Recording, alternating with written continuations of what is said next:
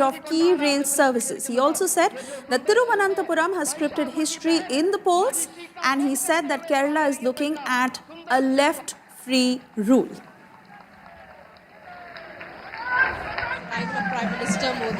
Let me cut across to Shibi Mol, joining us live on the broadcast with further details as Prime Minister Narendra Modi reiterated on the centre's efforts when it comes to development in Kerala of the many initiatives that have been launched.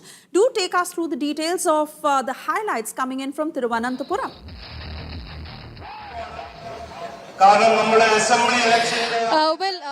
Suresh, the first program of Prime Minister Narendra Modi has gotten over. Now it's the second event for the party workers that's taking place in Thiruvananthapuram.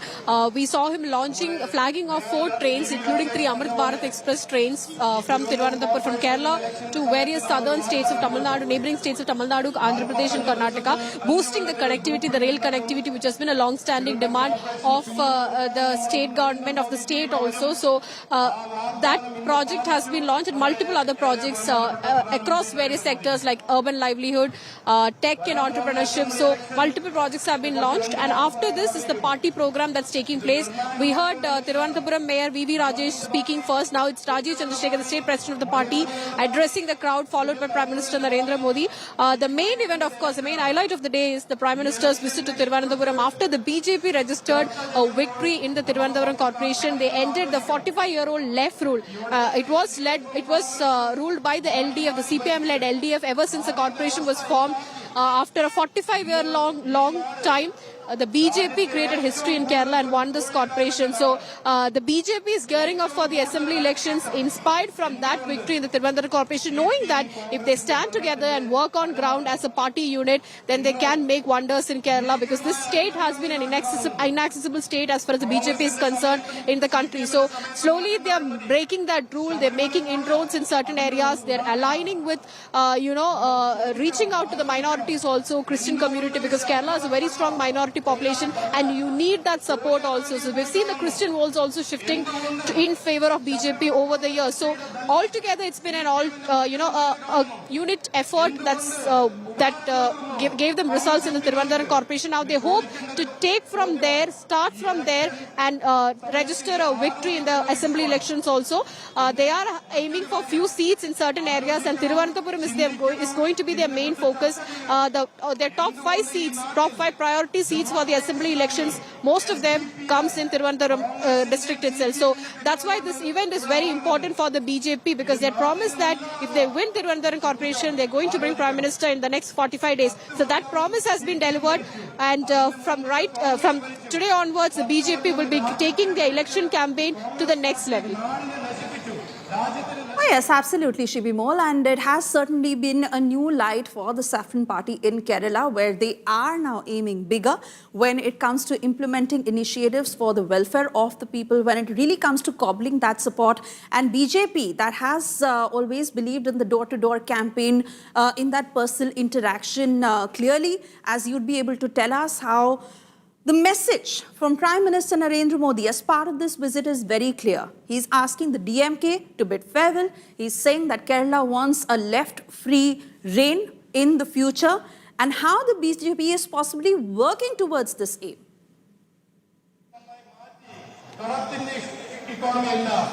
Oh, well, exactly. In fact, Prime Minister will be laying down the plan for the BJP in the coming 2 months, very crucial 2 months of elections. We're expecting the elections to be declared in Kerala by March, and the polling to take place in April. That's been the, tradition. April is when the state of Kerala goes to polls for the assembly elections. So they have 2 crucial months left before them for the assembly elections. But there are many things to be done. The BJP has already finalized their first list of candidates, is what we're understanding, because the BJP President Rajesh Chandrasekhar said that they've already submitted their first list of candidates to the central leadership. Now they will have to wait for an approval from the central leadership. They're expecting that to be done by the end of January or by the first week of February and go on to the election mode. They're moving a little ahead of the left and the Congress, because the left and the Congress are still doing the seat sharing discussions. The seat sharing discussions are ongoing with the alliance partners. But in Kerala, if we see for the BJP, they've been on their own. They are not in alliance with any of the major parties in Kerala. It's ideologically also not possible because the CPIM is in an alliance with CPI, the Congress is in alliance with IUML, the Indian Union Muslim League. So ideologically also, if we see, it's not possible for the BJP to form an alliance like we've seen in Tamil Nadu, how the BJP is in an alliance, was in an alliance with the AIDMK. That's not the case here. They have been on their own. So whatever they have managed to achieve over the last few years, the growth that they have managed to achieve have been their own effort. So they know that it's going to be a time-taking process, but they've started somewhere. They've started with the Thiruvananthapuram Corporation. Though they won the Lok Sabha seat in Thrissur in 2024 Lok Sabha elections, this has helped them establish more as a third major force in the state that cannot be ignored anymore, especially by the left and the Congress. Shibi Mall, I request you to stay on with us. We cut across to more breaking news coming in.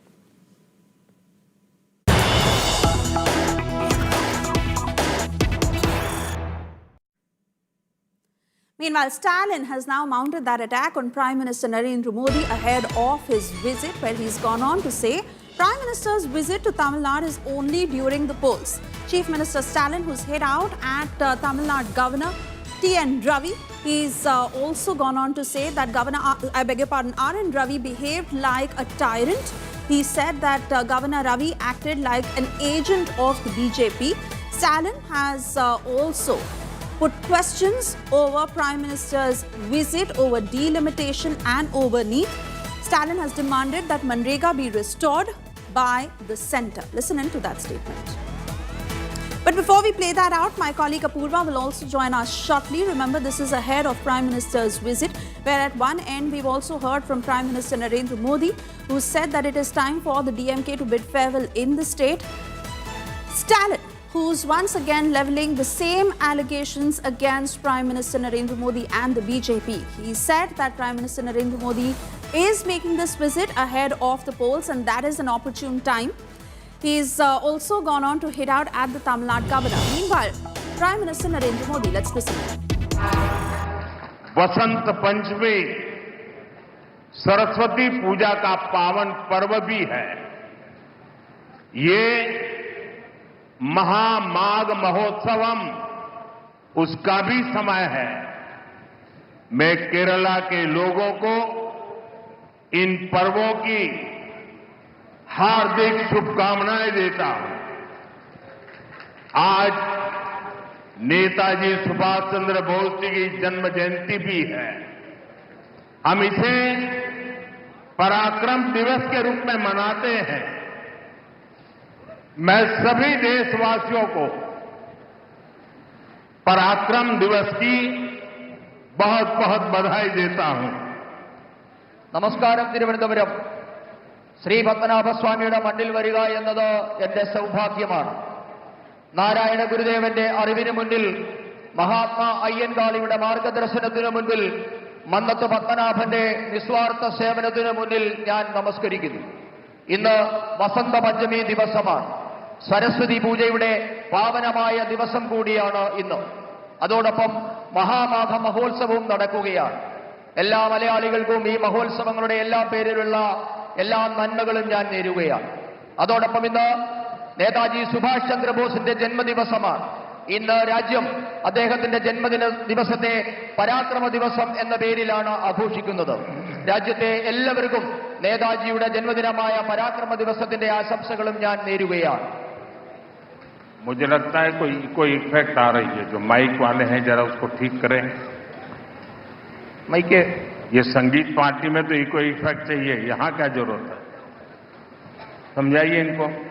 പറയുന്ന പരിഭാഷപ്പെടുത്തുന്നത് വളരെ effective ആയിട്ട് കേൾക്കുന്നില്ല, നല്ല രീതിയിൽ കേൾക്കുന്നില്ല. Mic ഒന്ന് adjust ചെയ്യാനാണ്. Echo കുറച്ചാൽ മതി. എക്കോ. मैं मेरा भाषण शुरू करने से पहले आज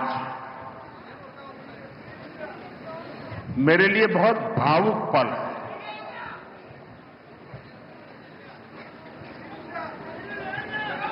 लाखों कार्यकर्ताओं का परिश्रम रंग ला रहा है। आज मैं सबसे पहले केरला की तिरुवनंतपुरम की जनता को हमारे लाखों समर्थकों को, साथियों को मेरा भाषण शुरू करने से पहले बहुत ही आदरपूर्वक नमन करना चाहता हूं. ഇന്ന് ഈ തിരുവനന്തപുരത്തെ ലക്ഷക്കണക്കിന് പ്രവർത്തകരുടെ ഏറെക്കാലത്തെ പ്രയത്നം നിറമണിഞ്ഞിരിക്കുകയാണ്. ഞാൻ എന്റെ പ്രസംഗം തുടങ്ങുന്നതിന് മുൻപ് തിരുവനന്തപുരത്തെ ജനങ്ങൾക്ക്, ലക്ഷക്കണക്കിന് വരുന്ന ഭാരതീയ ജനതാ പാർട്ടിയുടെ പ്രവർത്തകർക്ക് എല്ലാവർക്കും ഏറെ ആദരപൂർവ്വം ഞാൻ നിങ്ങൾക്ക് എല്ലാവർക്കും എന്റെ സാദര നമസ്കാരം അർപ്പിക്കുന്നു.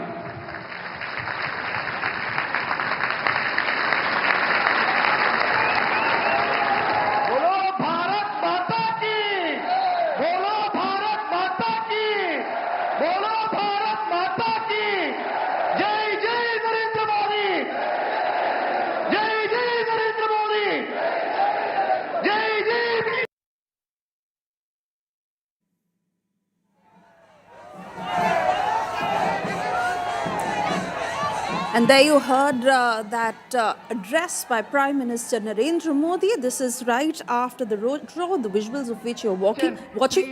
And there in Thiruvananthapuram, a warm reception for Prime Minister Narendra Modi, who's not just sounded the poll bugle for the BJP, but a rather confident BJP now in Kerala. और आज आपका उत्साह और भी स्पेशल है. आज मुझे यहां एक नई ऊर्जा दिख रही है. आज मुझे यहां एक नई होप दिख रही है. आपका ये जोश, ये विश्वास दिलाता है कि अब केरला में परिवर्तन होकर रहेगा. സുഹൃത്തുക്കളെ, और साथियों,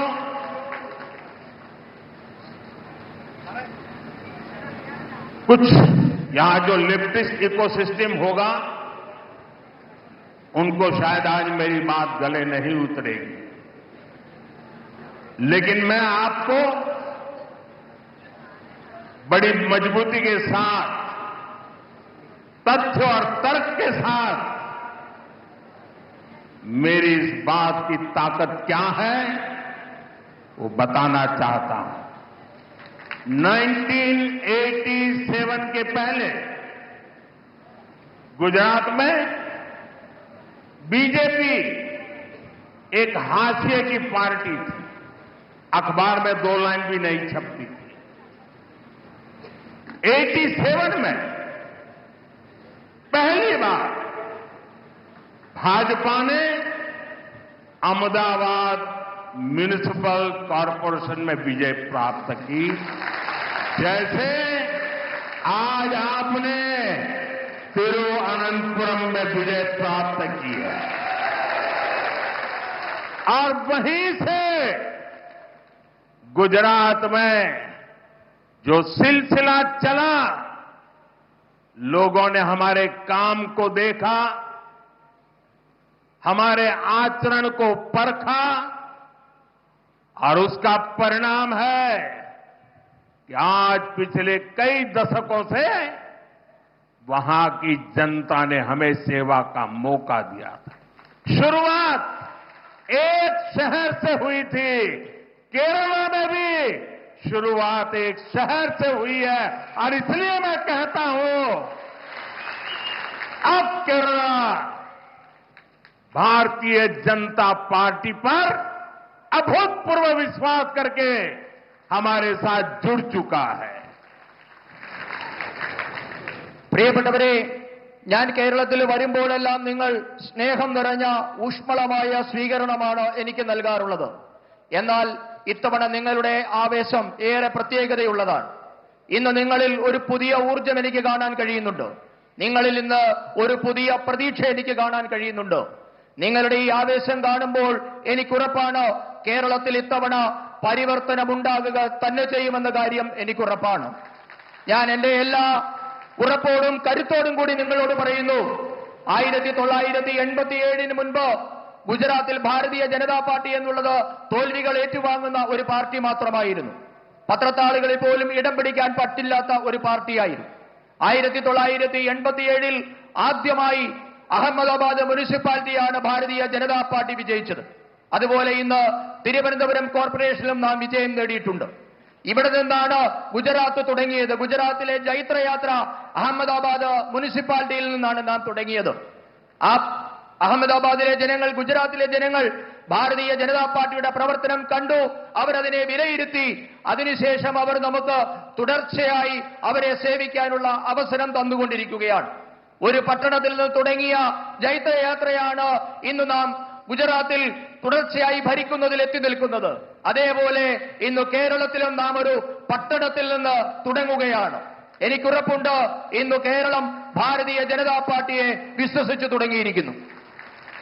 मेरे साथ बोलिए, भारत माता की जय, भारत माता की जय, भारत माता की जय. एंडे सुहृतगणे, तिरुवनंतपुरम में बीजेपी की जीत साधारण नहीं है. यह ऐतिहासिक है, अभूतपूर्व है. तिरुवनंतपुरम ने केरला में बीजेपी सरकार की नींव डाल दी है. तिरुवनंतपुरम नगर निगम में आपने बीजेपी को सेवा करने का अवसर दिया. इसकी गूंज केरल में ही नहीं बल्कि पूरे देश में सुनाई दे रही है. ये गुड गवर्नेंस के लिए काम करने वाली पार्टी की जीत है. ये जीत विकसित केरला बनाने के संकल्प की जीत है. और ये जीत एलडीएफ और यूडीएफ के करप्शन से केरला को मुक्त करने के कमिटमेंट की जीत है. मैं बीजेपी पर भरोसा जताने के लिए यहां के हर मतदाता का, एवरी वोटर का अभिनंदन करता हूं. नन्हे തിരുവനന്തപുരം. പ്രിയപ്പെട്ടവരെ, തിരുവനന്തപുരത്തെ ഭാരതീയ ജനതാ പാർട്ടിയുടെ വിജയം അസാധാരണമാണ്, ഐതിഹാസികമാണ്, അത്ഭുതപൂർവമാണ്. കേരളത്തിലെ ഭാരതീയ ജനതാ പാർട്ടിയുടെ ഭരണത്തിന് തിരുവനന്തപുരം അടിത്തറയിട്ട് കഴിഞ്ഞു എന്ന് നമുക്ക് പറയാം. തിരുവനന്തപുരം കോർപ്പറേഷനിലെ ജനങ്ങൾ നിങ്ങളെ സേവിക്കാൻ ഒരവസരം ഇന്ന് ഭാരതീയ ജനതാ പാർട്ടിക്ക് നൽകിയിട്ടുണ്ട്. തിരുവനന്തപുരത്തെ ബിജെപിയുടെ വിജയകാഹളം കേരളത്തിൽ മാത്രമല്ല രാജ്യം മുഴുവൻ ഇന്ന് അലയടിക്കുകയാണ്. ഇത് സദ്ഭരണത്തിനായി യത്നിക്കുന്ന പാർട്ടിയുടെ വിജയമാണ്. വികസിത കേരളം എന്ന സ്വപ്നം യാഥാർത്ഥ്യമാക്കാനുള്ള വിജയമാണിത്. ഇടത് വലത് അഴിമതി ഭരണത്തിൽ നിന്ന് കേരളത്തെ മോചിപ്പിക്കുമെന്ന നിശ്ചയദാർഢ്യത്തോടുകൂടിയുള്ള വിജയം കൂടിയാണ് ഇത്. ഭാരതീയ ജനതാ പാർട്ടിയിൽ വിശ്വാസമർപ്പിച്ച തിരുവനന്തപുരത്തെ ഓരോ വോട്ടറെയും ഞാൻ അഭിനന്ദിക്കുന്നു. തിരുവനന്തപുരത്തിന് നന്ദി, നന്ദി തിരുവനന്തപുരം. मैं देख रहा हूं एक छोटा बच्चा और कब से खड़ा है हाथ ऊपर करके. बेटे थक जाओगे, आप अपना चित्र मुझे दे दीजिए, पीछे अपना एड्रेस वगैरह लिख लीजिए. मैं आपको चिट्ठी लिखूंगा और मैं एसपी जी को कहूंगा कि इस बच्चे का जो प्यार है, आशीर्वाद है, वो जरूर ले लीजिए. यहाँ ये मैडम भी कुछ देना चाहती है लग रहा है. वो बड़ा किताब बना करके लाई लगती है. എനിക്ക് ഇവിടെ നിന്നുകൊണ്ട് കാണാം, ഒരു കൊച്ചു കുഞ്ഞ് കുറെ നേരമായി ഒരു ചിത്രം ഉയർത്തിപ്പിടിച്ചു നിൽക്കുന്നുണ്ട്. മകനെ, നിന്റെ കൈ കഴിക്കും, അവിടെ ഇരിക്കുക. ഞാൻ ഇവിടെ എസ് പി ജിയോട് പറയുന്നുണ്ട്, നിന്റെ ആ ചിത്രം ഇവിടെ ഏൽപ്പിക്കുക. ആ ചിത്രം തരുമ്പോൾ അതിന്റെ പിറകിൽ നിന്റെ അഡ്രസ്സും മകന്റെ കുഞ്ഞിന്റെ അഡ്രസ്സ് കൂടിയില്ല, അതിൽ എഴുതണം, ഞാൻ കുഞ്ഞിനെ കത്തയക്കുന്നതാണ്. അതോടൊപ്പം തന്നെ ഒരു മാഡം ഏതോ ഒരു പുസ്തകം ഉയർത്തിപ്പിടിക്കുന്നത് കാണുന്നുണ്ട്. അതെന്താണെന്ന് മനസ്സിലായില്ല. जरा कोई कलेक्ट कर ले इसको. ആരെങ്കിലും അതൊന്ന് കളക്ട് ചെയ്യണം.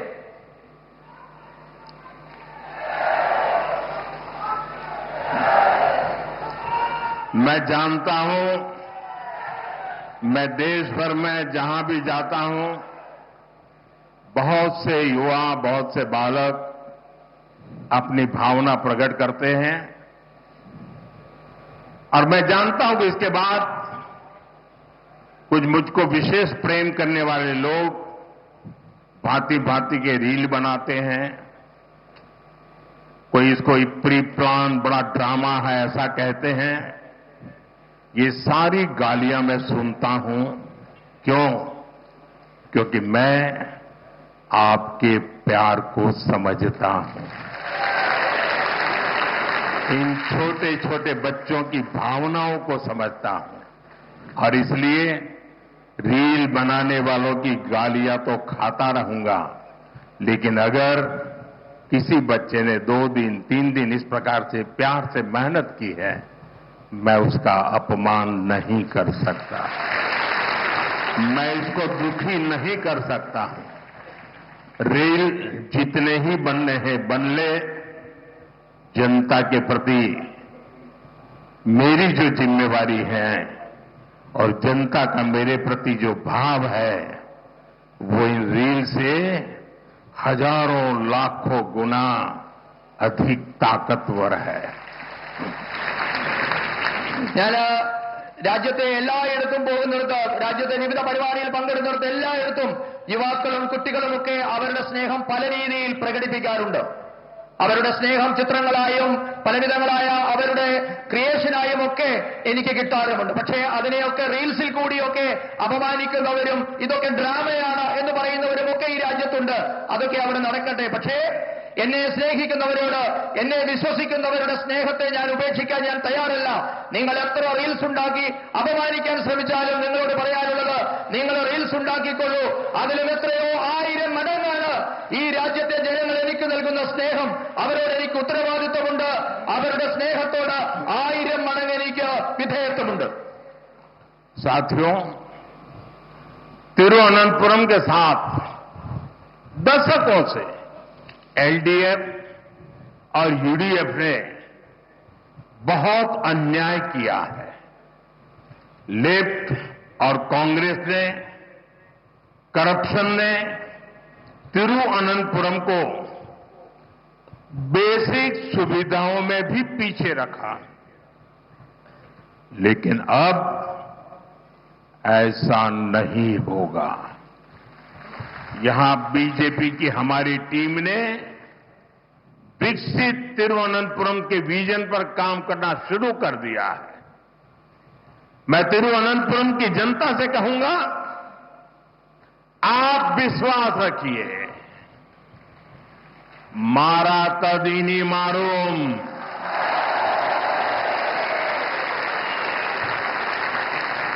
जो अब तक नहीं बदला वो अब बदलेगा। तिरुवनंतपुरम पूरे देश के लिए एक मॉडल सिटी बनेगा। I extend my full support to make Thiruvananthapuram one of the best cities of India. പ്രിയപ്പെട്ടവരെ, കഴിഞ്ഞ 7 പതിറ്റാണ്ടായി ഇടത് വലത് മുന്നണികൾ തിരുവനന്തപുരത്തോട് അനീതിയാണ് ചെയ്തുകൊണ്ടിരിക്കുന്നത്. ഇവരുടെ അഴിമതി മൂലം തിരുവനന്തപുരം അടിസ്ഥാന സൗകര്യ മേഖലയിൽ പോലും പിന്നാക്കം പോയി. എന്നാൽ ഇനി മുതൽ അങ്ങനെയാവില്ല. വികസിത തിരുവനന്തപുരം എന്ന സ്വപ്നം സാക്ഷാത്കരിക്കാൻ ഭാരതീയ ജനതാ പാർട്ടി പരിശ്രമം തുടങ്ങിക്കഴിഞ്ഞിരിക്കുന്നു. തിരുവനന്തപുരത്തെ ജനങ്ങളോട് ഞാൻ പറയുന്നു, നിങ്ങൾക്ക് വിശ്വസിക്കാം, മാറാത്തത് ഇനി മാറും. ഇതുവരെ മാറാത്തത് എന്തായിരുന്നു, അത് മാറി തുടങ്ങിയിട്ടുണ്ട്. മുഴുവൻ രാജ്യത്തിനും മാതൃകയായി തിരുവനന്തപുരം ഇനി മാറുമെന്ന് നിങ്ങൾക്ക് വിശ്വസിക്കാം. രാജ്യത്തെ തന്നെ ഏറ്റവും മികച്ച നഗരമാകാനുള്ള തിരുവനന്തപുരത്തിന്റെ പരിശ്രമത്തിന് ഞാൻ എല്ലാ പിന്തുണയും വാഗ്ദാനം ചെയ്യുന്നു. एनडीए शोरत गढ़े आने वाले चुनाव केरला की दशा और दिशा को बदलने का चुनाव है।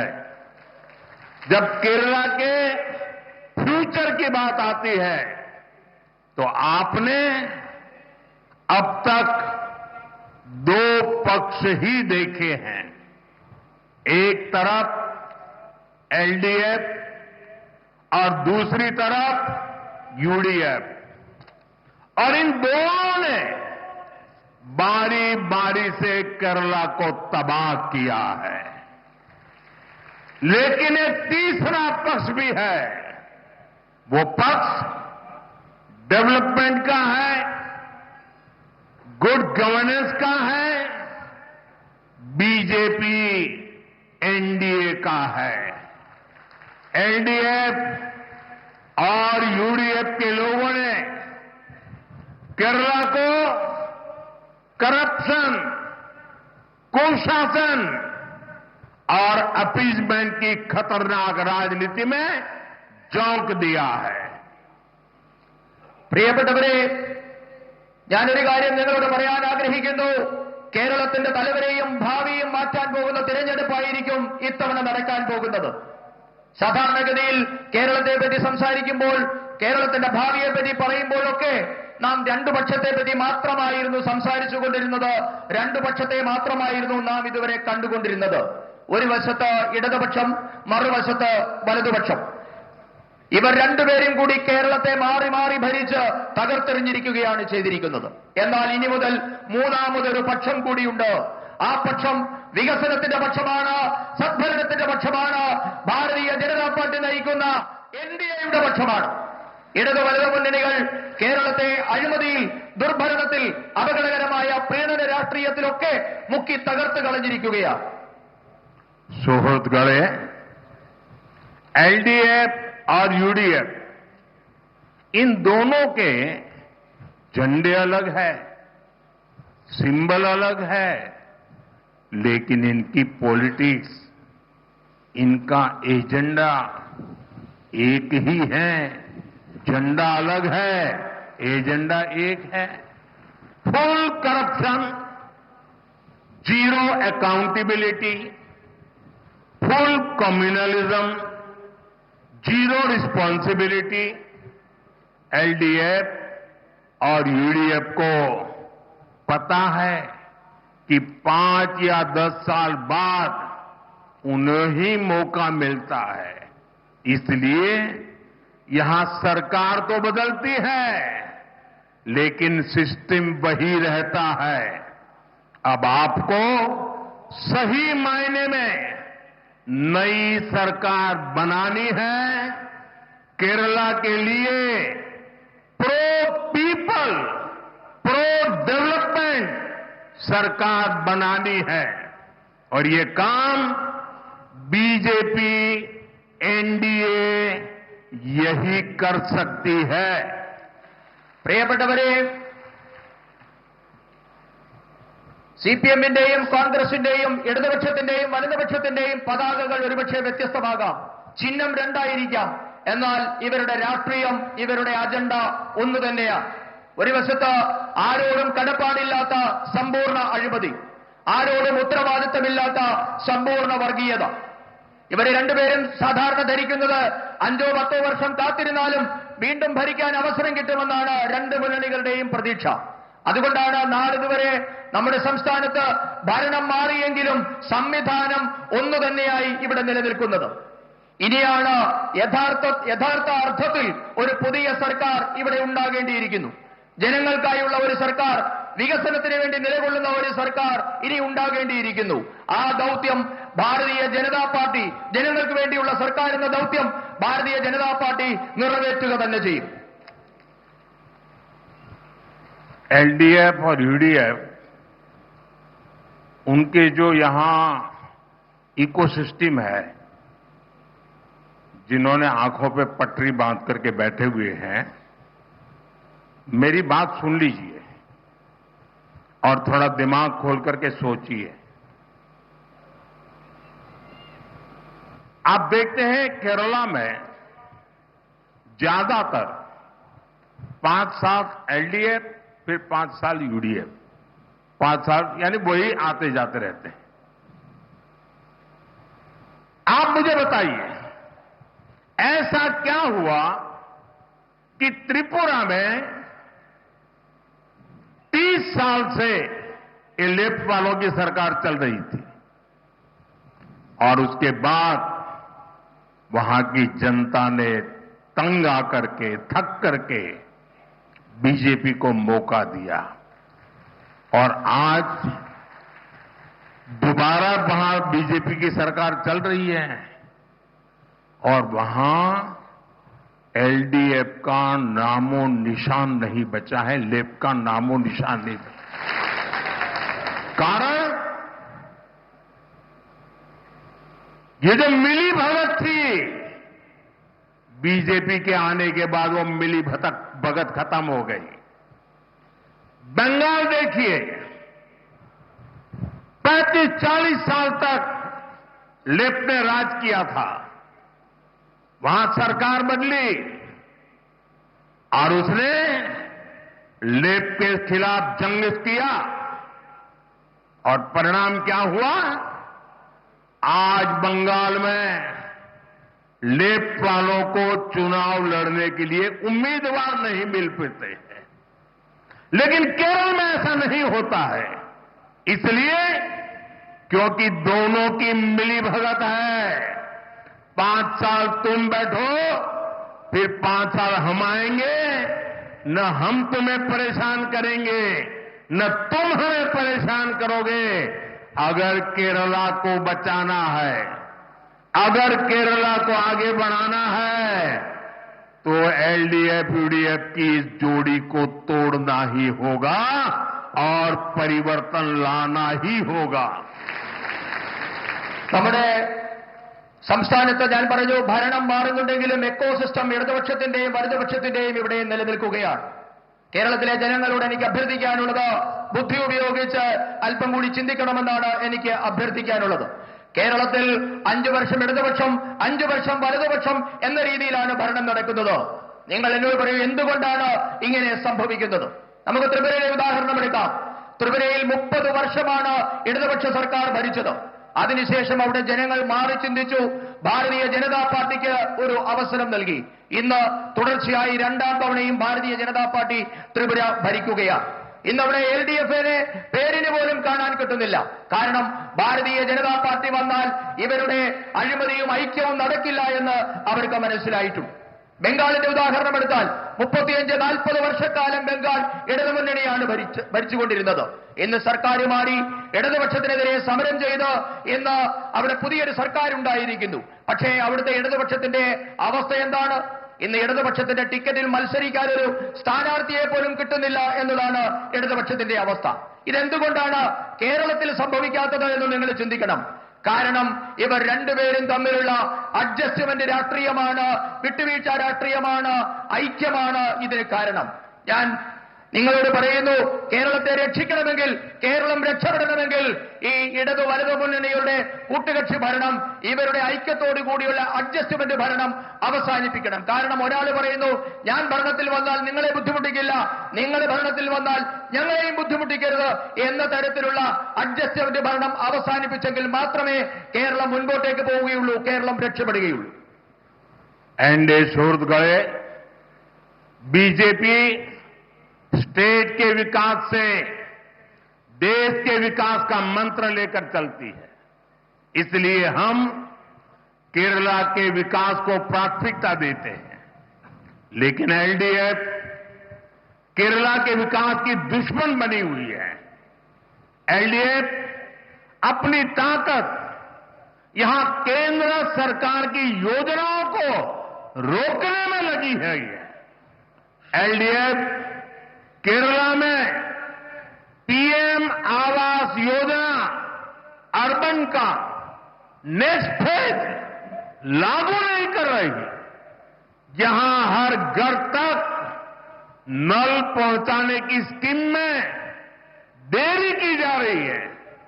एलडीएफ सरकार नहीं चाहती कि गरीबों के बच्चे भी पीएम-श्री जैसे आधुनिक स्कूलों में पढ़ाई करें। यहां की राज्य सरकार इस योजना के लाभ से केरला के स्टूडेंट्स को दूर रख रहे हुए हैं।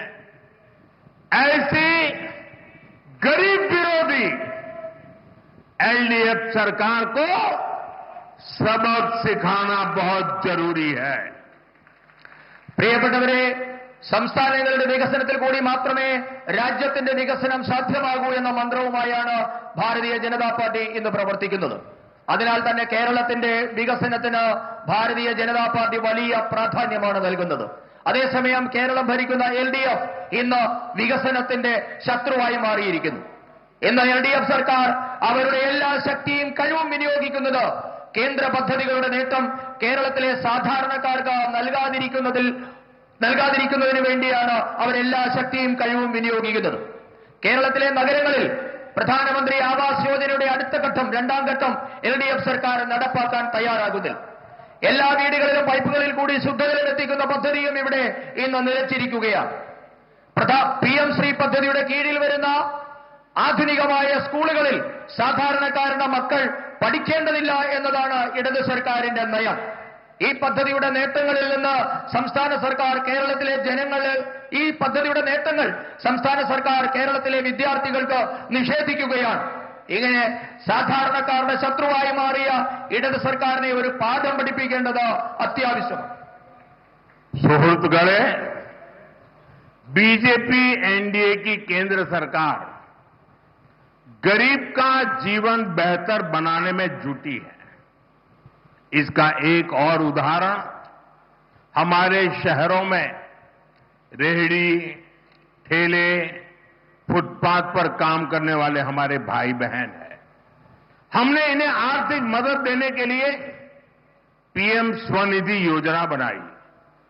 केरला सहित देश के लाखों ऐसे साथियों को पहली बार बैंकों से मदद मिलनी शुरू हुई. अब NDA की केंद्र सरकार ने एक और बड़ा कदम उठाया है. अब स्ट्रीट वेंडर्स को भी BJP सरकार स्वनिधि क्रेडिट कार्ड देगी और इसकी शुरुआत देश भर के लोगों के लिए आज मैंने यहां केरला की धरती से शुरू किया है. പ്രിയപ്പെട്ടവരെ, ഭാരതീയ ജനതാ പാർട്ടി നയിക്കുന്ന കേന്ദ്രത്തിലെ NDA സർക്കാർ സാധാരണക്കാരുടെ ജീവിതം മെച്ചപ്പെടുത്താൻ പ്രതിജ്ഞാബദ്ധമാണ്. ഇതിന് ഏറ്റവും ഒടുവിലത്തെ ഉദാഹരണമാണ് നമ്മുടെ തെരുവ് കച്ചവടക്കാർ, തട്ടുകടക്കാർ, വഴിയോര കച്ചവടക്കാർ എന്നിവർക്കായി കേന്ദ്ര സർക്കാർ നടപ്പാക്കുന്ന വിവിധ പദ്ധതികൾ. ഈ വിഭാഗത്തിൽപ്പെട്ട ദുർബലരായ മനുഷ്യരെ സാമ്പത്തികമായി സഹായിക്കാൻ വേണ്ടി നാം പ്രധാനമന്ത്രി സ്വനിധി പദ്ധതി നടപ്പാക്കിയിട്ടുണ്ട്. കേരളം ഉൾപ്പെടെയുള്ള നാടുകളിലെ ലക്ഷക്കണക്കിന് പാവപ്പെട്ട മനുഷ്യർക്കാണ് ഈ പദ്ധതി മൂലം പ്രയോജനം കിട്ടുന്നത്. ലക്ഷക്കണക്കിന് സാധാരണക്കാർക്ക് PM സ്വനിധി പദ്ധതി വന്നതുമൂലം ബാങ്കുകളിൽ നിന്ന് ആദ്യമായി സഹായം കിട്ടാൻ തുടങ്ങിയിരിക്കുന്നു. ഇപ്പോൾ ഈ പാവങ്ങളെ സഹായിക്കുന്നതിന് വേണ്ടി കേന്ദ്ര സർക്കാർ മറ്റൊരു സുപ്രധാന ചുവട് കൂടി ഇന്ന് വെച്ചിരിക്കുകയാണ്. തെരുവ് കച്ചവടക്കാർക്കും ക്രെഡിറ്റ് കാർഡ് കിട്ടുന്ന പദ്ധതി, ഇവിടെ രാജ്യത്തെ മുഴുവൻ തെരുവ് കച്ചവടക്കാർക്കും പ്രയോജനം കിട്ടുന്ന ഈ പദ്ധതിയുടെ രാജ്യവ്യാപകമായ ഉദ്ഘാടനം അല്പസമയം മുമ്പ് കേരളത്തിന്റെ ഈ പത്മനാഭന്റെ മണ്ണിൽ വെച്ചാണ് ഞാൻ നിർവഹിച്ചത്. एनडीए शुरू गए 2014 से पहले दिल्ली में 10 साल तक लेफ्ट के समर्थन से कांग्रेस की सरकार चलती थी.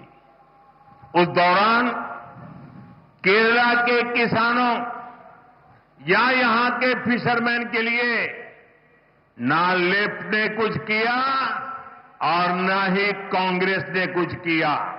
दिल्ली में सरकार में बैठे थे तब भी नहीं किया. किसानों के नाम पर जो झूठे पैकेज घोषित होते थे उसका पैसा कांग्रेस और लेफ्ट के लोगों की जेब में पहुंच जाता था. किसान का पैसा किसान को मिले, इसके लिए एनडीए की केंद्र सरकार ने PM किसान निधि शुरू की. इसे केरला के लाखों किसानों के अकाउंट में 13,000 करोड़ 13,000 करोड़ रुपए सीधे मेरे केरल के किसान भाई बहनों के खाते में जमा हुए हैं. LDF और UDF के लोग चाहकर भी इस पैसों को लूट नहीं सकते. പ്രിയപ്പെട്ടവരെ, 2014 മുൻപുള്ള 10 വർഷക്കാലം ഇടതുപക്ഷത്തിന്റെ പിന്തുണയുള്ള കോൺഗ്രസ് സർക്കാരായിരുന്നു കേന്ദ്രം ഭരിച്ചിരുന്നത്. ഈ കാലയളവിൽ കേരളത്തിലെ സാധാരണക്കാരായ കർഷകർക്കോ മത്സ്യത്തൊഴിലാളികൾക്കോ പ്രയോജനം കിട്ടുന്ന ഒരു കാര്യവും ഇടതുപക്ഷത്തിനോ CPIM-നോ കോൺഗ്രസിനോ അക്കാലത്ത് ചെയ്യാൻ സാധിച്ചിട്ടില്ല. സർക്കാരിൽ ഇരുന്നപ്പോഴും ചെയ്തിട്ടില്ല, പിന്തുണ കൊടുക്കുന്ന കാലഘട്ടത്തിലും ചെയ്തിട്ടില്ല. കർഷകരുടെ പേരിൽ വ്യാജ വാഗ്ദാനങ്ങളും പാക്കേജുകളും മാത്രമായിരുന്നു അക്കാലത്ത് പ്രഖ്യാപിക്കപ്പെട്ടത്. കർഷകരുടെ പേരിൽ പ്രഖ്യാപിക്കപ്പെട്ട പദ്ധതികളുടെ മുഴുവൻ പണവും ഇടതു വലതു നേതാക്കളുടെ പോക്കറ്റിലേക്കാണ് അക്കാലത്ത് പോയിക്കൊണ്ടിരിക്കുന്നത്. എന്നാൽ കർഷകരുടെ പണം അവർക്ക് തന്നെ കിട്ടണമെന്ന ഭാരതീയ ജനതാ പാർട്ടിയുടെ നിശ്ചയദാർഢ്യത്തെ തുടർന്ന് NDA സർക്കാർ രാജ്യത്തെ കർഷകർക്കായി കിസാൻ സമ്മാൻ നിധിയാണ് ഇന്ന് നടപ്പാക്കിയിട്ടുള്ളത്. ഈ പദ്ധതി മൂലം കേരളത്തിലെ ലക്ഷക്കണക്കിന് വരുന്ന കർഷകരുടെ അക്കൗണ്ടുകളിലേക്ക് 13,000 കോടി രൂപയാണ് ഭാരതീയ ജനതാ പാർട്ടിയുടെ സർക്കാർ നേരിട്ട് അക്കൗണ്ടുകളിലേക്ക് എത്തിച്ചത്. ഈ പണം ഇന്ന് ഇടത് വലത് നേതാക്കൾ വിചാരിച്ചാൽ പോലും മോഷ്ടിക്കാൻ പറ്റത്തില്ല. ആ പറ്റാത്ത തരത്തിലേക്ക് കർഷകർക്ക് നേരിട്ട് പണം എത്തിച്ചിട്ടുണ്ട്. സുഹൃത്തുക്കളെ, फिशरमैन का हित भी NDA की प्राथमिकता है. PM मत्स्य संपदा स्कीम के तहत केरला को 1400 करोड़ रुपीस की मदद मिली है. ये बीजेपी की केंद्र सरकार ही है जिसने फिशरीज के लिए अलग मंत्रालय बनाया है. पहली बार फिशरमैन के लिए भी किसान क्रेडिट कार्ड का बेनिफिट दिया है. हमने फिशरमैन के लिए 5 लाख तक के इंश्योरेंस की सुरक्षा भी दी है. डीप सी फिशिंग के लिए नावों के आधुनिकीकरण के लिए मदद दी है. സുഹൃത്തുക്കളെ, മത്സ്യത്തൊഴിലാളികളുടെ ക്ഷേമമെന്നുള്ളത് NDAയുടെ പ്രഥമ പരിഗണനയാണ്. പ്രധാനമന്ത്രി മത്സ്യസമ്പദാ യോജന വഴി കേരളത്തിന് 14,000 കോടി രൂപയാണ് കേന്ദ്ര സർക്കാർ നൽകിയത്. മത്സ്യബന്ധനത്തിന്റെ കാര്യങ്ങൾ നോക്കുന്നതിന് വേണ്ടി ഒരു പ്രത്യേക മന്ത്രാലയം രൂപീകരിച്ചതും ഭാരതീയ ജനതാ പാർട്ടി നയിക്കുന്ന കേന്ദ്ര സർക്കാരാണ്. രാജ്യത്താദ്യമായി കിസാൻ ക്രെഡിറ്റ് കാർഡിന്റെ പ്രയോജനം മത്സ്യത്തൊഴിലാളികൾക്ക് നൽകിയതും ഭാരതീയ ജനതാ പാർട്ടിയുടെ സർക്കാരാണ്. മത്സ്യത്തൊഴിലാളികൾക്ക് 5 ലക്ഷം രൂപയുടെ ഇൻഷുറൻസ് ആണ് കേന്ദ്ര സർക്കാർ ഏർപ്പെടുത്തിയിട്ടുള്ളത്. ആഴക്കടൽ മത്സ്യബന്ധനത്തിന് പോകുന്ന വലിയ ബോട്ടുകളുടെ നവീകരണത്തിനും കേന്ദ്ര സർക്കാർ ഇന്ന് സഹായം നൽകുന്നുണ്ട്. सुहृदगणे, केरला को विकसित बनाने में हमारी युवा शक्ति की बहुत बड़ी भूमिका है. लेकिन कांग्रेस ने यहां की युवा शक्ति के साथ हमेशा धोखा किया. NDA के पास केरला के यूथ के लिए रोजगार के अवसर बनाने का रोड मैप है. आज पूरी दुनिया आत्मनिर्भर भारत अभियान में अपने लिए अवसर देख रही है. इसलिए गल्फ हो, यूरोप हो, दुनिया के अनेक देशों के साथ भारत बड़े समझौते कर रहा है. इन समझौतों का बहुत अधिक लाभ केरल को मिल सकता है. लेकिन इसके लिए यहां बीजेपी की डबल इंजन सरकार होना बहुत जरूरी है. പ്രിയപ്പെട്ടവരെ, കേരളത്തിന്റെ വികസനത്തിൽ യുവാക്കളുടെ പങ്ക് വളരെ വലുതാണ്.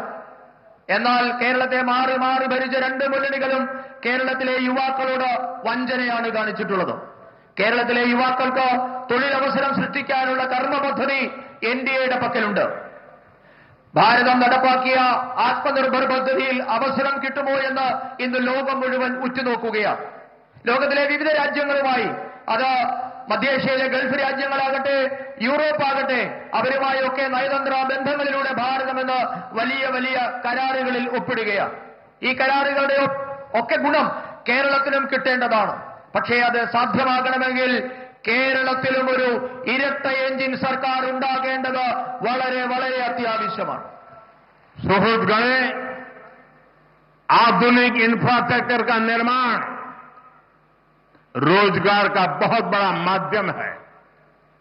एलडीएफ हो या फिर कांग्रेस, ये इंफ्रास्ट्रक्चर नहीं बनाते, ये सिर्फ बड़े बड़े घोटाले करते हैं।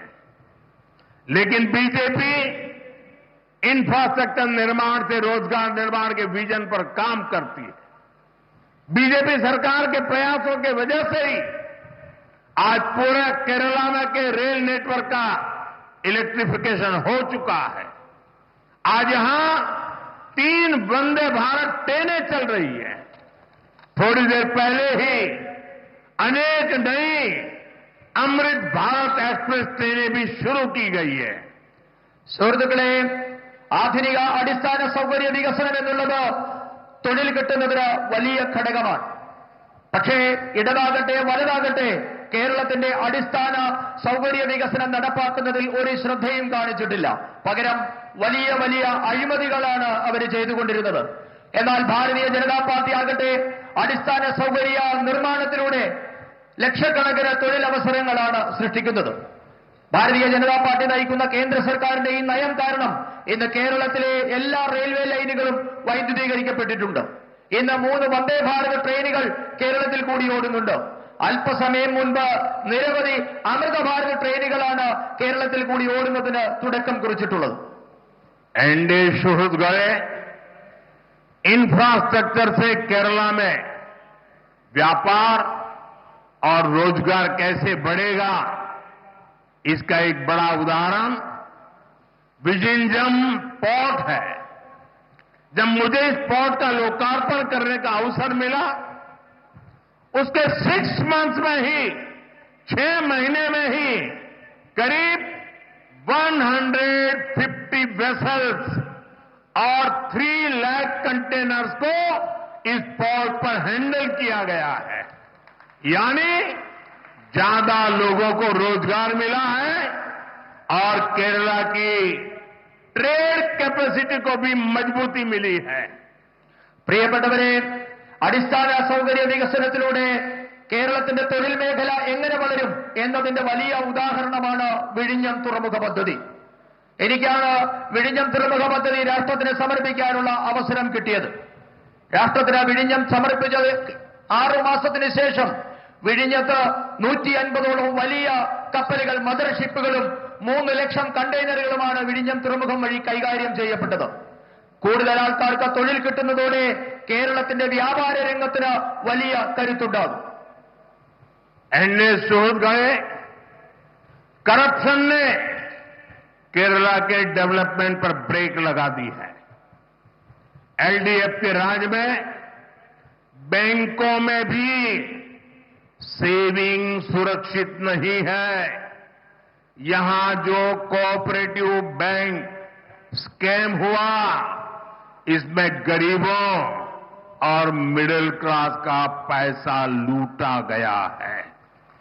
किसी ने बच्चों की पढ़ाई के लिए, किसी ने बिटिया की शादी के लिए पैसे जमा कर रखा था, लेकिन लेफ्ट और कांग्रेस के लोगों ने वो भी लूट लिया. ऐसे लोगों को कड़ी सजा देना जरूरी है. आप एक बार बीजेपी को मौका दीजिए. जिसने आपको लूटा है उससे एक रुपया वसूला जाएगा. പ്രിയപ്പെട്ടവരെ, കേരളത്തിന്റെ വികസനത്തിന് തടസ്സമായി നിൽക്കുന്നത് അഴിമതിയാണ്. LDF ഭരണത്തിൽ കേരളത്തിലെ ബാങ്കുകളിലെ നിക്ഷേപം പോലും സുരക്ഷിതമല്ലാതെയായി മാറി.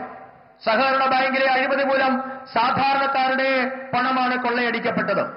മക്കളുടെ വിദ്യാഭ്യാസത്തിനായും പെൺകുഞ്ഞുങ്ങളുടെ വിവാഹത്തിനായും ഒക്കെ സാധാരണ മനുഷ്യർ കരുതി വെച്ച പണമൊക്കെയും ഇടത് വലത് നേതാക്കന്മാർ കൊള്ളയടിച്ചു.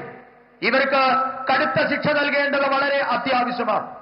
ഞാൻ നിങ്ങളോട് അഭ്യർത്ഥിക്കുന്നു, നിങ്ങൾ ഭാരതീയ ജനതാ പാർട്ടിക്ക് ഒരു അവസരം തന്നാൽ നിങ്ങളുടെ മോഷ്ടിക്കപ്പെട്ട ഓരോ പണവും ഈ മോഷ്ടിച്ചവരിൽ നിന്ന് തന്നെ തിരികെ ഈടാക്കുമെന്ന കാര്യം ഞാൻ നിങ്ങൾക്ക് ഉറപ്പ് നൽകുകയാണ്. एनडीए सोच गए भगवान अयप्पा के प्रति पूरे देश के लोगों की, हम सबकी अगाध आस्था है। लेकिन एलडीएफ सरकार ने सबरीमला मंदिर की परंपराओं को नुकसान पहुंचाने में कोई कसर नहीं छोड़ी है। अब यहां गोल्ड के चोरी होने की खबरें आ रही है। मंदिर में से, भगवान के पास से गोल्ड की चोरी, सोने की चोरी। मैं एक बात स्पष्ट कहना चाहता हूं, यहां बीजेपी सरकार बनते ही आरोपों की पूरी जांच होगी और दोषियों की जगह जेल में होगी। और ये मोदी की गारंटी है। പ്രിയപ്പെട്ടവരെ, രാജ്യം മുഴുവൻ മാത്രമല്ല, നമുക്കെല്ലാവർക്കും ഭഗവാൻ അയ്യപ്പനോട് ഈ രാജ്യം മുഴുവൻ അഗാധമായ ഭക്തിയും വിശ്വാസവുമാണുള്ളത്. എന്നാൽ ശബരിമലയുടെ മഹത്തായ പാരമ്പര്യത്തെ, വിശ്വാസത്തെ തകർക്കാൻ കിട്ടിയ ഒരവസരവും പാഴാക്കാത്തവരാണ് ഇന്ന് കേരളം ഭരിക്കുന്ന ഇടതുമുന്നണി സർക്കാർ.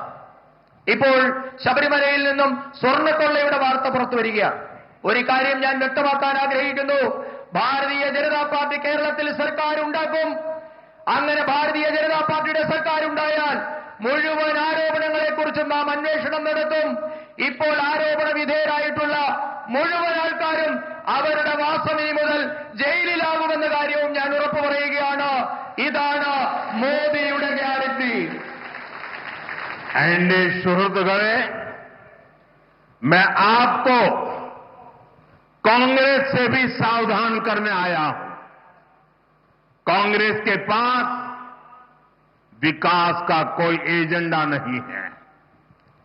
कांग्रेस आज माओवादियों से ज्यादा कम्युनिस्ट और मुस्लिम लीग से भी ज्यादा कम्युनल हो गई है। इसलिए देश में आज कांग्रेस को एमएमसी यानी मुस्लिम लीगी माओवादी कांग्रेस कहा जा रहा है। इसलिए आपको कांग्रेस से भी बहुत सतर्क रहना है। ये मुस्लिम लीगी माओवादी कांग्रेस के लोग केरला को अपनी लैब बना रहे हैं। कांग्रेस यहां केरला में भी कट्टरपंथियों को बढ़ावा दे रही है। ज्ञान, विज्ञान, आध्यात्म, आस्था, इसकी इस पवित्र धरती को कांग्रेस के मुस्लिम लीगी एजेंडे से हमें मिलकर के इस पवित्र भूमि को बचाना है. പ്രിയപ്പെട്ടവരെ, കോൺഗ്രസിനെ കുറിച്ച് മുന്നറിയിപ്പ് നൽകുന്നതിന് വേണ്ടിയാണ് ഞാനിവിടെ എത്തിയിട്ടുള്ളത്. ഇന്ന് കോൺഗ്രസിന്റെ കയ്യിൽ വികസനത്തിനുള്ള ഒരു പദ്ധതിയുമില്ല. രാജ്യത്തെ കോൺഗ്രസ് എന്നുള്ളത് മാവോയിസ്റ്റുകളെക്കാൾ വലിയ കമ്മ്യൂണിസ്റ്റുകളായി മാറിയിരിക്കുന്നു. മുസ്ലിം ലീഗിനേക്കാൾ വലിയ വർഗീയവാദികളായി കോൺഗ്രസ് മാറിയിരിക്കുന്നു. അതുകൊണ്ടാണ് ഇന്ത്യൻ നാഷണൽ കോൺഗ്രസ് എന്നുള്ളത് ഇന്ന് എംഎംസി കോൺഗ്രസ് എന്നായി മാറിയിരിക്കുന്നു. മുസ്ലിം ലീഗ് മാവോയിസ്റ്റ് കോൺഗ്രസ് എന്നാണ് ഇന്ന് രാജ്യത്തെ കോൺഗ്രസ് അറിയപ്പെടുന്നത്. നിങ്ങൾ അതുകൊണ്ട് തന്നെ കോൺഗ്രസിനെ വളരെയധികം സൂക്ഷിക്കണമെന്ന മുന്നറിയിപ്പാണ് ഞാൻ നിങ്ങൾക്ക് നൽകുന്നത്. മുസ്ലിം ലീഗ് മാവോയിസ്റ്റ് കോൺഗ്രസ് കേരളത്തെ ഇന്ന് അവരുടെ വർഗീയ പരീക്ഷണങ്ങളുടെ പരീക്ഷണശാലയാക്കി മാറ്റിയിരിക്കുകയാണ്. കേരളത്തിലും കോൺഗ്രസ് വിഘടനവാദികളെ പിന്തുണയ്ക്കുകയാണ്. അറിവിന്റെ, ശാസ്ത്ര അവബോധത്തിന്റെ, ആധ്യാത്മികതയുടെ, വിശ്വാസത്തിന്റെ ഒക്കെ നാടായ നമ്മുടെ പവിത്രമായ കേരളത്തെ ഈ കോൺഗ്രസിന്റെ മുസ്ലിം ലീഗ് അജണ്ടയിൽ നിന്ന് നമുക്ക് ഒരുമിച്ച് മുക്തരാക്കണം. കേരളത്തെ നമുക്ക് ഒരുമിച്ച് രക്ഷിക്കണം. साथियों, विकसित केरलम के लिए अब बड़े फैसले का समय आ गया है. अब केरला को नई पॉलिटिक्स चाहिए. 21st सेंचुरी के पहले 25 इयर्स तो चले गए, खत्म हो गए हैं। आने वाले 25 इयर्स के इसमें केरला को विकसित बनाने के लिए अब बीजेपी को डिसाइसिव मैंडेट चाहिए। इसलिए मैं केरला के लोगों से कहूंगा, यही समय है, सही समय है। Now is the time for विकसित Keralam. Now is the right time for NDA government. आइए बीजेपी के साथ केरला में विकास के नए युग की शुरुआत करें। പ്രിയപ്പെട്ടവരെ, ഇപ്പോൾ വികസിത കേരളം സാധ്യമാക്കാനുള്ള സമയമാണ് സമാഗതമായിരിക്കുന്നത്. ഇതിനായി കേരളത്തിന് ഒരു പുതിയ രാഷ്ട്രീയം ആവശ്യമാണ്. 21ാം നൂറ്റാണ്ടിന്റെ ആദ്യ 25 വർഷങ്ങൾ കടന്നുപോയിരിക്കുന്നു. അടുത്ത 25 വർഷത്തിനുള്ളിലെങ്കിലും കേരളത്തെ വികസിതമാക്കണമെങ്കിൽ ഉറച്ച തീരുമാനം ആവശ്യമാണ്. അതുകൊണ്ട് ഞാൻ കേരളത്തോട് പറയുന്നു, ഇതാണ് ശരിയായ സമയം, ഇതാണ് സമയം. കേരളത്തിൽ മാറ്റം കൊണ്ടുവരാനുള്ള യഥാർത്ഥ സമയം ഇതാണ്. വികസിത കേരളം സൃഷ്ടിക്കാനുള്ള സമയമാണ് ഇപ്പോഴുള്ളത്. എൻഡിഎ സർക്കാരിനുള്ള ശരിയായ സമയമാണിത്.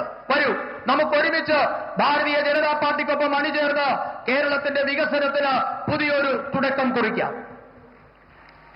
मेरे साथ बोलिए, भारत माता की जय। आप रहने दीजिए। भारत माता की, भारत माता की, भारत माता की। आज नेताजी सुभाष बाबू की जन्म जयंती भी है और वंदे मातरम के 150 साल। मेरे साथ बोलिए, वंदे वंदे वंदे वंदे वंदे वंदे वंदे वंदे वंदे। बहुत बहुत धन्यवाद। ഒരുപാട് നന്ദി മോദിജി. കേരളത്തെ ഇത്രയേറെ സ്നേഹിച്ചതിന്, കടലോളം ആത്മവിശ്വാസം ഞങ്ങൾക്ക് പകർന്നതിന് Concludes the powerful address by Prime Minister Narendra Modi in Thiruvananthapuram, where he launched a full frontal attack against the LDF-UDF, calling it match fixing. He also went on to say that it is time for their reign to end. Prime Minister Narendra Modi also invoking the gold loot in Sabrimala, where he most importantly put out one message throughout, saying it is time for change. Prime Minister Narendra Modi attacking the opposition over development, also alleging how the Pinarayi Vijayan government has blocked schemes and ensured that the benefits do not trickle on to the people, where the centre has been launching such initiatives for the welfare of the poor, for the welfare of the people of Kerala. There we saw that address by Prime Minister Narendra Modi, who is in Thiruvananthapuram, launching a series of developmental projects. And there he put out a big message to Kerala, saying it is time to bring about a change. On that note, it is time for us to slip into a very short commercial break. On the other side is our special segment, So South. Do stay tuned.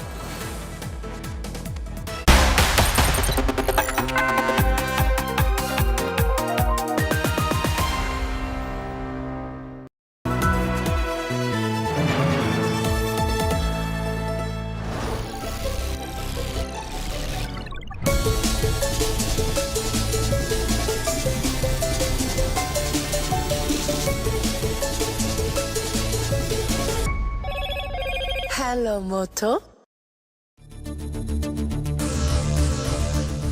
The world's most powerful double-engine coverage, where access meets expertise.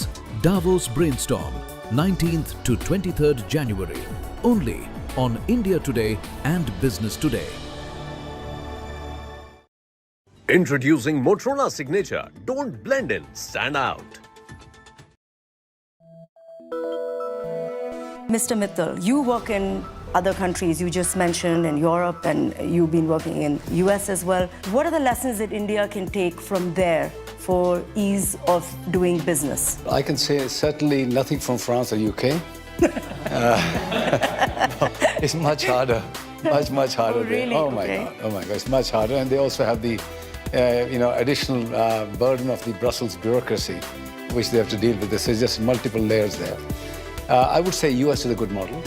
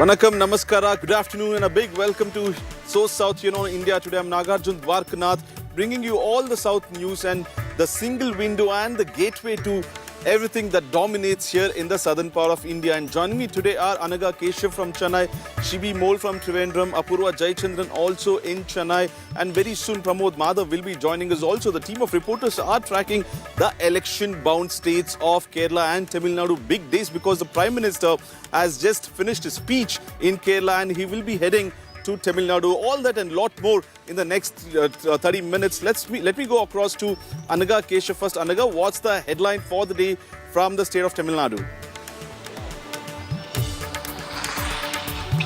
Well, in fact, Prime Minister Modi is sounding the poll bugle for Tamil Nadu. He is going to be here in Maduranthakam.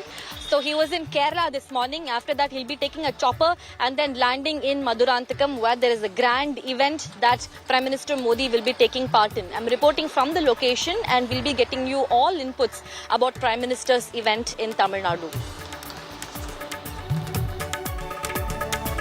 We also have Pramod Madhav, who's been travelling across the length and breadth of Tamil Nadu as well, covering all the colours of the politics. Pramod, you're once again on the road. What do you have for us today?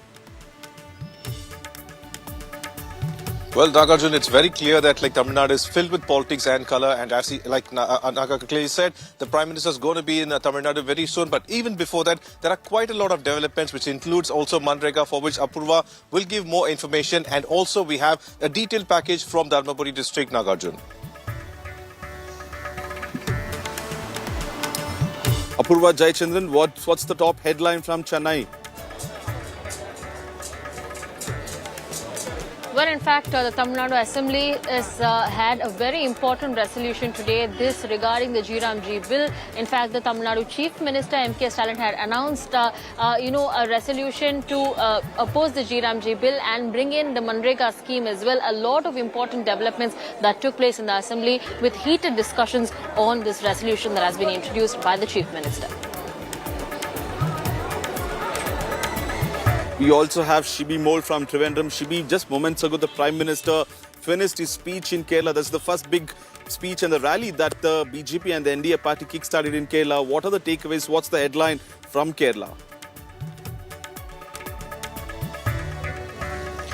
Well, Naga, it's definitely Prime Minister's visit to Thiruvananthapuram that's making headlines in the state. He, in his speech, as expected, he launched a scathing attack against the left and the Congress, saying that they only have different symbols, but ideologically and in practice, they are both the same. In other news, we also have a very important story of a rebel, a difference of opinion taking place in the Congress, with Shashi Tharoor being upset about the way he was treated during the Mahapanchayat, which Rahul Gandhi attended this week earlier in Kochi. He had skipped today's meeting called by High Command for the state leadership to discuss the Kerala Assembly elections. Well, let's kickstart the bulletin with news from Tamil Nadu, where the Prime Minister will be reaching in any hour from now. And Pramod Madhav will take it from here.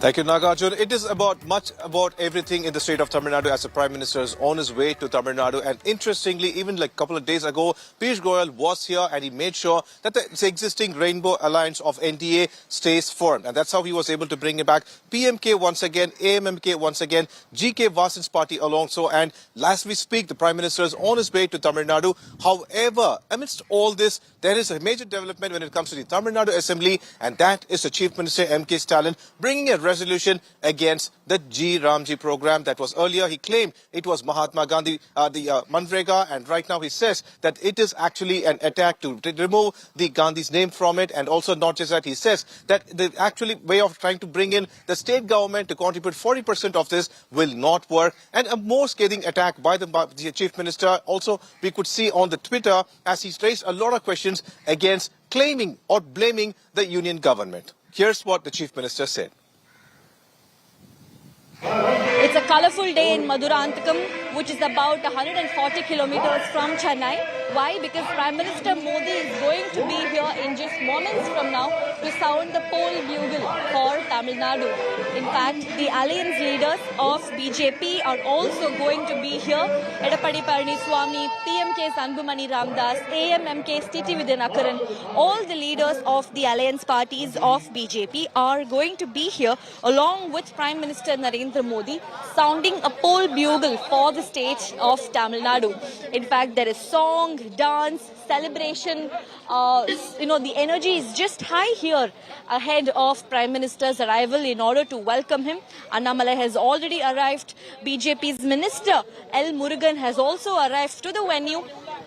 In fact, a lot of other alliance leaders are on their ways. What we are told, the energy is running very high. There are huge cutouts of Prime Minister Modi, of the alliance leader in state, Edappadi Palaniswamy, and PMK's Anbumani Ramdas.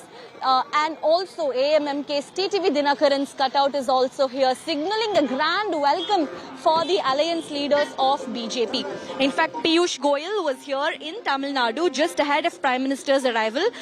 He was there on ground in Chennai to sort of cement the alliance between Titi Vidyanathan and BJP, and therefore it's a grand welcome here for the Prime Minister to sound a poll bugle for the state of Tamil Nadu. தேசத்தந்தை Mahatma Gandhi அவர்களின் பெயரை நீக்கி பல்வேறு உள்நோக்கங்களை கொண்டு இத்திட்டத்திற்கு வளர்ச்சியடைந்த India ஊரக வேலைவாய்ப்பு உறுதி மற்றும் வாழ்வாதார இயக்கம் ஊரகம் BBG ராம்ஜி என பெயர் மாற்றம் செய்யப்பட்டு உள்ளது. மகாத்மா காந்தி அவர்கள் இந்த தேசத்திற்கு வகுத்து தந்த கொள்கைகளையும் வழிகாட்டிய பாதையையும் எப்போதும் நினைவுகூரும் வகையில் இத்திட்டம் மகாத்மா காந்தி பெயரிலே தொடர வேண்டும் என்றும் ஒன்றிய அரசை இப்பேரவை ஒருமனதாக வலியுறுத்துகிறது. I'm joined by my colleagues Apurva Jayachandran and Anaga Keshav. First, Anaga Keshav, you're on the ground at Maduranthakam. The Prime Minister is going to visit anytime. But what kind of messages is it going to give to the NDA alliance and as politically for the state of Tamil Nadu, Anaga? Well, it's a huge political signaling because this is the day when the BJP is formally sounding the poll bugle for Tamil Nadu. In fact, we are just moments away from Prime Minister's arrival. He is going to be taking a chopper and then arriving in Maduranthakam. All the preparations are fully decked up. Security has been beefed up. In fact, the whole atmosphere here, Pramod, is very, very colourful because it's not just BJP now. There's also PMK, there's AMMK, ADMK as well. It is a very, very colourful day here in the town of Maduranthakam. It's about 140 kilometers from Chennai. In fact, it's a very, very tiny town that has been fully decked up ahead of Prime Minister Modi's arrival. We can also expect some sort of fiery speech from Prime Minister today, given the fact that this is the first such election campaign by the Prime Minister. Make no mistake, we can expect some fiery speech from the Prime Minister attacking the ruling dispensation.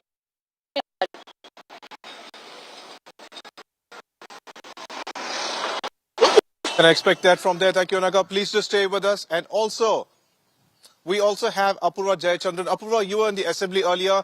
This at a time when the Prime Minister is going to be in Tamil Nadu. The Chief Minister has brought this resolution claiming that the name Gandhi should continue for Manrega. What more developments do we have in this story?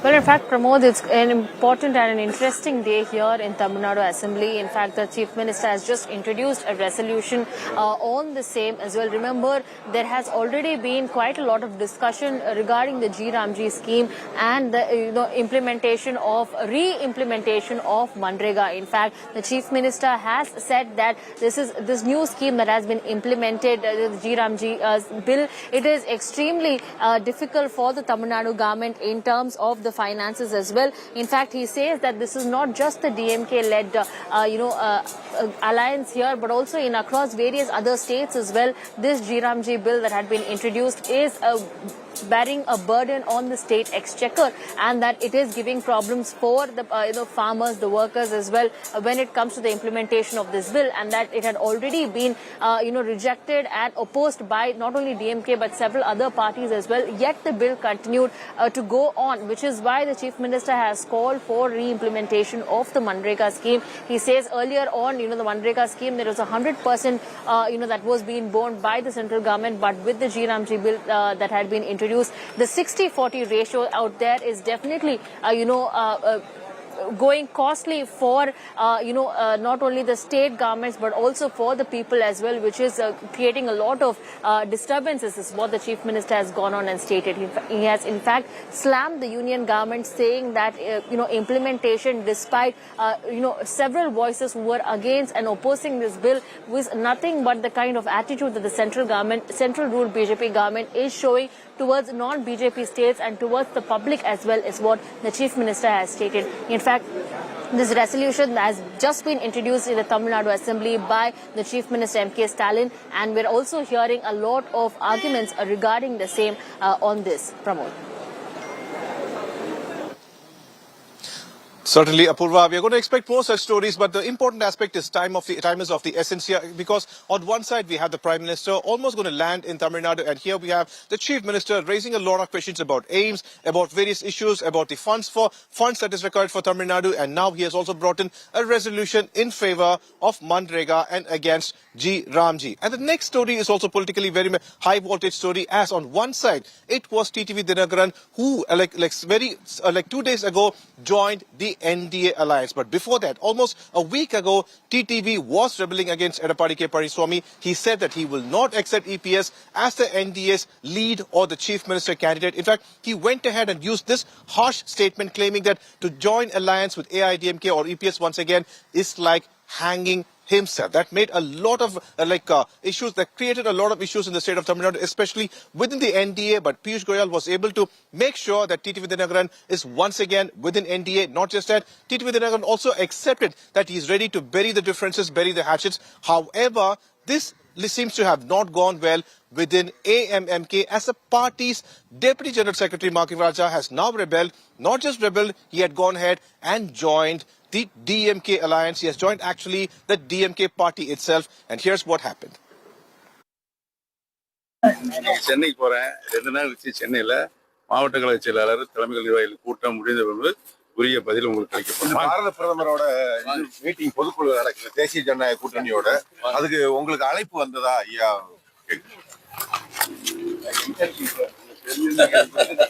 இல்ல தேசிய ஜனநாயக கூட்டணியில இருந்து யாராவது உங்ககிட்ட பேசியிருக்காங்களா? Apurva Jayachandran is once again live with us. Apurva, it seems like on one side, when TTV, like within AMMK, we could see rebellion coming up. But at the same time, we also heard O. Pannirselvam, who was once NDA's favorite not being invited for the Prime Minister's program. This is a very big deal, and now he claims that he will go to Chennai and he will meet the press. Earlier, it was said that TTV Dinakaran and OPS might join alliance with TVK. Is that the reason a rebellion is now sparking within AMMK?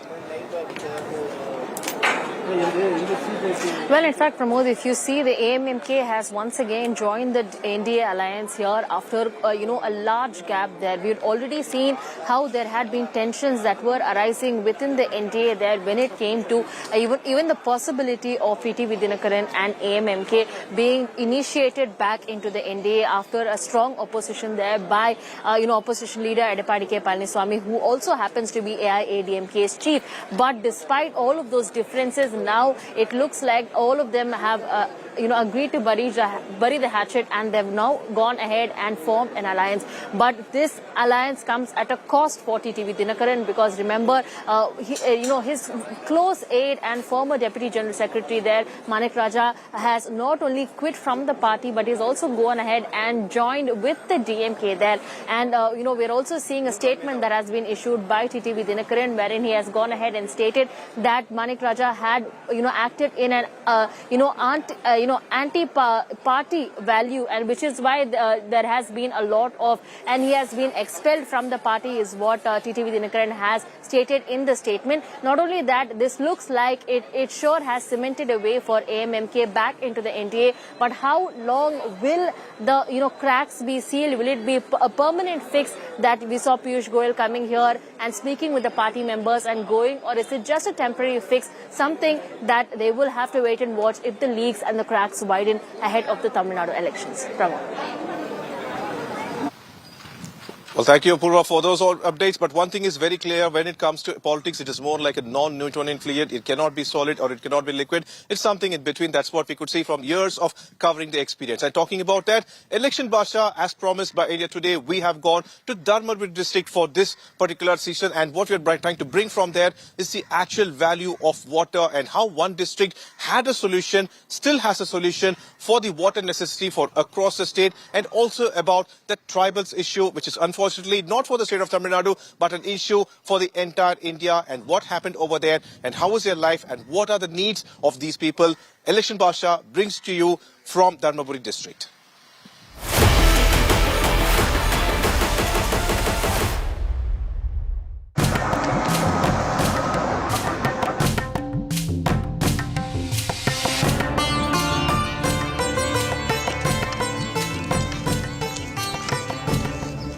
A century-long issue that has been plaguing the state of Tamil Nadu is water management, and that has become a very big issue between two states as well.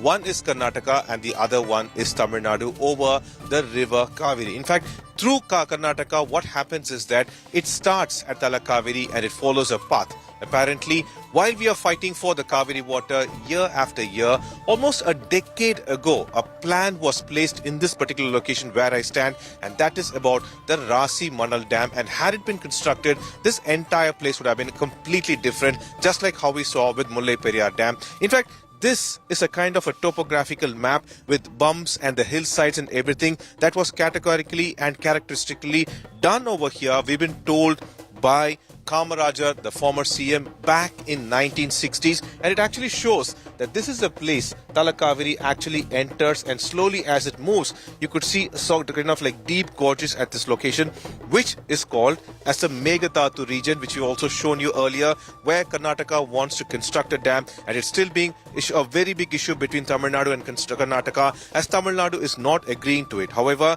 a plan had been earlier devised as this water was flowing through Meghatadu to this particular region. There is a kind of a flat bed over here with two gorges that is actually already ready, and had there been a dam constructed on this particular site, it would have been called as a Rasi Manal Dam, a kind of project for which the foundation was laid back in 1960s during the period of Kamarajar. And had this dam been constructed, water could have been used for both Tamil Nadu and to Karnataka. Almost a decade ago, this plan for a dam over Rasi Manal was laid.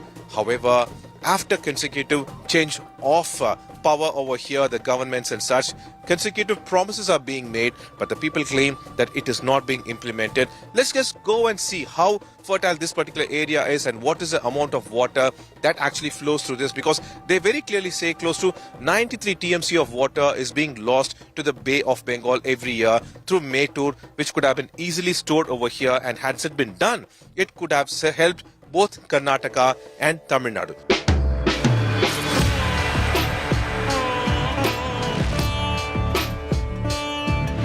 This is the place which is called as Ogenekal, and in this place only Kamarajar earlier went ahead and put this, laid this foundation stone for this particular dam called as Rasi Manal. And all this place, it's a beautiful, amazing place, and the officials and the people over here, very clearly the people over here have a lot of knowledge about this spot, and they claim that when Mettur Dam is actually providing water to several districts of the state, had another dam been constructed over here as planned as per Kamarajar several decades ago, the Rasi Manal Dam, the situation would have been entirely different when it had come to Tamil Nadu. Dharmapuri is in an elevated spot, and that's the reason Dharmapuri is not able to enjoy, even though Kaveri is flowing through it, the water except for drinking purpose. Imagine this water is being used for Dharmapuri and other areas for irrigation as well.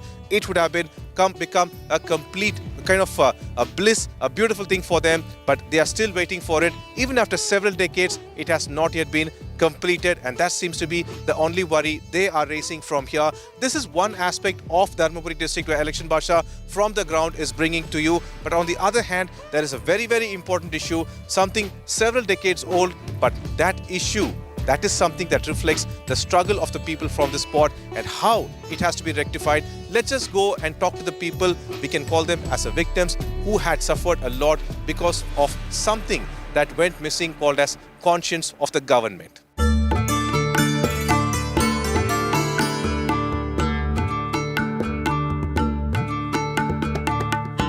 There is something more important that we need to address, and that is about a dark hour in the state of Tamil Nadu's history, something that is indelible and something where the state was at fault, and even now no proper any kind of remorse or whatever the crime that occurred for which the actual payment has not been provided, all because those involved, the victims, are from the scheduled tribe. We are talking about one issue called as Wachati that occurred in 1991.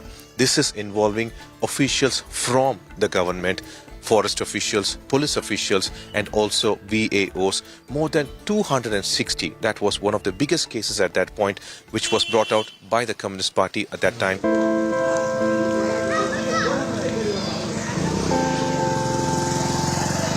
In 1992, this was a place of a major crime, because of which more than 260 government officials were booked, arrested and charged for multiple crimes, including gang rape and an atrocity that was upon the tribals over here. In Dharmapuri, there are a lot of tribals who are still, unlike in areas which is underdeveloped. But this particular incident that occurred in Vachati is a dark hour when it comes to Tamil Nadu history, because the victims here claim that instead of investigating this particular matter, the then government tried to hide it. 18 women from this place who were children at the spot, some 13, some 17, were brought to this location over here, and they were brutally assaulted and gang raped by government officials. The government officials were the ones who were charged with that particular crime, and that needs to be registered on that day. There are several such crimes that occur against tribal people, but this one was brought out by then Marxist Party leaders who fought for them, and they had to wait for 32 years to get justice.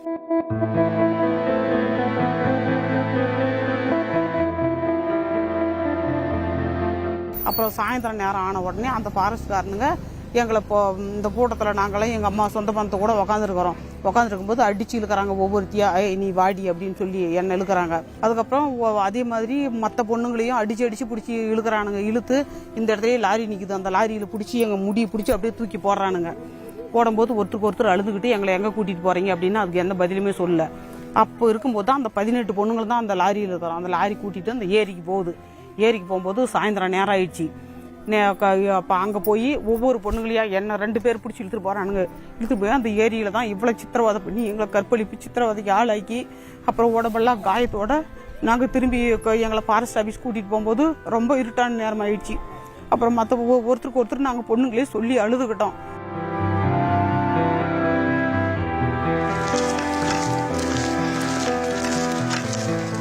யார் சின்ன வயசு பொண்ணுங்களா யார் இருக்கிறாங்க அப்படின்னு சொல்லி ஒரு 18 பெண்களை வாங்கன்னு பிடிச்சி இழுத்து அம்மா இல்லை அம்மா பிடிச்சிட்டு நாங்கள் அழுகுறோம் எதுக்கு இவங்க கூப்பிட்றாங்கன்னு தெரியாமல் இருக்கும்போது அம்மா பிடிச்சிட்டு இருக்கும்போது எல்லாம் அடித்து வாங்கன்னு இழுத்து ஒரு தனியாக ஒரு லாரியில் ஏற்றி இந்த பக்கம் இதுதான் ஏரி இந்த இடத்துல தான் அந்த பிரச்சனை நடந்ததே. இந்த பக்கம் ஏரிக்கு கொண்டு வந்த லாரியிலேருந்து கொண்டு வந்து அங்கே லாரியிலேருந்து கீழே இறக்கி அவங்கள தனித்தனியாக அந்த புதற்குள்ள நிறைய கருவேல மரமாக இருக்கும். அவங்கள தனித்தனியாக அந்த பக்கம் கூட்டிகிட்டு போயிட்டு எல்லா பெண்கள்கிட்ட தப்பான முறையில் அந்த ஃபாரஸ்ட்டுக்காரங்க போலீஸ் எல்லாமே இருந்தாங்க, எங்களுக்காக பாதுகாப்பு யாரும் இல்லை.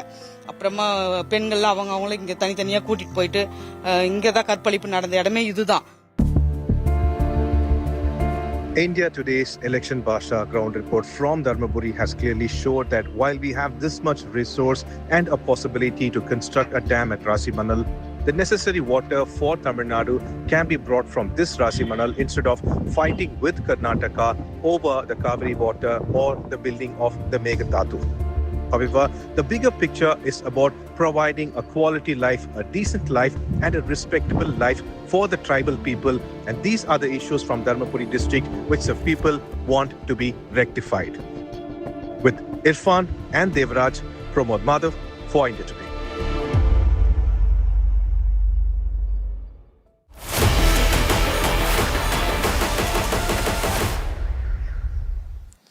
And for more stories from the state of Kerala, let's go to Shibi Mall.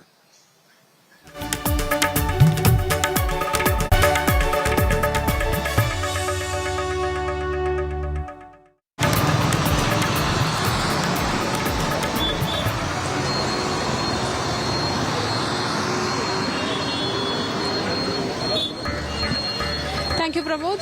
Well, it's a big day for the BJP in Kerala. As Prime Minister Narendra Modi was in Thiruvananthapuram, the state capital, and spoke to the party workers, addressed a public rally here. In his public meeting, he launched a scathing attack at the left in Congress, saying that though the two parties have different symbols, ideologically and in practice they are both the same. He said that they have dragged back Thiruvananthapuram, the growth of Thiruvananthapuram and the state of Kerala. And Thiruvananthapuram will be set as a model city for the entire country in the coming years as the BJP is now ruling the corporation. He also thanked the people of Thiruvananthapuram for electing BJP and giving them a chance to show good governance. He also said that the left in Tripura and Bengal have vanished and it's only in Kerala it's still existing, and that's because the Congress and the left has an understanding behind the doors. He also said that the Congress should also be, people should be careful about the Congress and not give them another chance in Kerala, because from the International Congress they have turned into the Muslim Maoist Congress. So that's what Prime Minister Modi spoke about, the left and the Congress, most importantly highlighting the BJP's victory in Thiruvananthapuram Corporation. Earlier in the day, he also launched multiple development projects in the presence of Chief Minister Pinarayi Vijayan, the most important one being the flagging off of 3 Amrit Bharat Express trains and 1 passenger train, boosting the rail connectivity in the state of Kerala. Listen to the reactions. LDF और UDF, इन दोनों के झंडे अलग है, symbol अलग है, लेकिन इनकी पॉलिटिक्स, इनका एजेंडा एक ही है। झंडा अलग है, एजेंडा एक है। Full corruption, zero accountability, full communalism, zero responsibility. LDF और यूडीएफ को पता है कि 5 या 10 साल बाद उन्हें ही मौका मिलता है, इसलिए यहां सरकार तो बदलती है लेकिन सिस्टम वही रहता है। तिरुवनंतपुरम पूरे देश के लिए एक मॉडल सिटी बनेगा। I extend my full support to make Thiruvananthapuram one of the best cities of India. भगवान अयप्पा के प्रति पूरे देश के लोगों की, हम सबकी अगाध आस्था है। लेकिन एलडीएफ सरकार ने सबरीमला मंदिर की परंपराओं को नुकसान पहुंचाने में कोई कसर नहीं छोड़ी है। अब यहां गोल्ड के चोरी होने की खबरें आ रही है। मंदिर में से, भगवान के पास से गोल्ड की चोरी, सोने की चोरी। मैं एक बात स्पष्ट कहना चाहता हूं, यहां बीजेपी सरकार बनते ही आरोपों की पूरी जांच होगी और दोषियों की जगह जेल में होगी। एलडीएफ और यूडीएफ के लोगों ने केरला को करप्शन, कुशासन और अपीजमेंट की खतरनाक राजनीति में झोंक दिया है। Well, moving on to the next story. Ahead of the assembly elections, there seems to be another rift between the Congress and the Congress MP from Thiruvananthapuram, Shashi Tharoor, as the Congress MP has decided to skip the High Command meeting called for the state leadership to discuss the assembly elections in Delhi today. In fact, what we're understanding is what triggered this rift is whatever unfolded in the Mahapanchayat organized in Kochi, in which Rahul Gandhi addressed the party workers. What we're learning is that Tharoor reportedly is very upset with the way he was treated. He felt insulted at the event as he was asked to speak and was informed earlier that after Tharoor's speech only Rahul Gandhi will be speaking. But instead, after Tharoor's speech, multiple Congress leaders spoke and he had to wait. And as per the protocol, the seating arrangement was also not accordingly placed. He was also upset reportedly because Rahul Gandhi, while addressing the gathering, did not mention his name while he took the other names, is what we're understanding. So all of this has contributed to this rift, is what we know, and that's the reason why he has skipped the meeting. The state leadership, however, tried to contact him and asked him to attend the event that's taking place in Delhi. It's a crucial meeting because the seat sharing formula with the alliance partners will all be discussed in the meeting that's held in Delhi today. But Tharoor instead has chosen to attend the Kerala Literature Festival that's taking place in Kozhikode. Remember, there's been an ongoing rift between the Congress and the Tharoor out in the open. But recently in Wayanad, there was a camp of the Congress party in Kerala to discuss the assembly elections, and it was reported that all the rift between Congress and the state leadership of Congress and Tharoor has been sorted, and he also said that he will be working closely with the Congress party for the assembly elections. And it's after this that another rift is also out there in the wide open. Listen to the reactions. जितने भी हमारे मजबूत नेता केरला के हैं जो कांग्रेस के लिए रेलेवेंट हैं, वो सब आ रहे हैं। जो रेलेवेंट नहीं है कांग्रेस के लिए और जो हम कांग्रेस के बड़े नेता नहीं हैं, वो आए या ना आए, उससे कोई फर्क नहीं पड़ता है। जितने भी हमारे मजबूत नेता केरला के हैं जो कांग्रेस के लिए रेलेवेंट हैं, वो सब आ रहे हैं। जो रेलेवेंट नहीं है कांग्रेस के लिए और जो हम कांग्रेस के बड़े नेता नहीं हैं, वो आए या ना आए, उससे कोई फर्क नहीं पड़ता। Well, that's a statement coming in from Congress that he's not very relevant, and all the relevant leaders from the state leadership are attending the meeting today. We'll have to wait and see how Tharoor is going to now respond to this comment from the Congress party. Well, that's all we have from the Kerala segment. Over to my colleague Nagarjun with all the stories that's making headlines in Karnataka.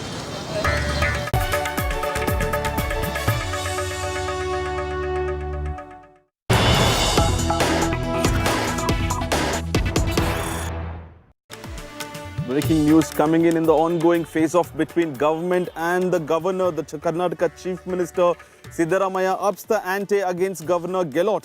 The Chief Minister Siddaramaiah accuses Karnataka governor of insulting the national anthem last morning. Siddaramaiah says that the governor must have stayed in the assembly or in the house till the national anthem had completely been played.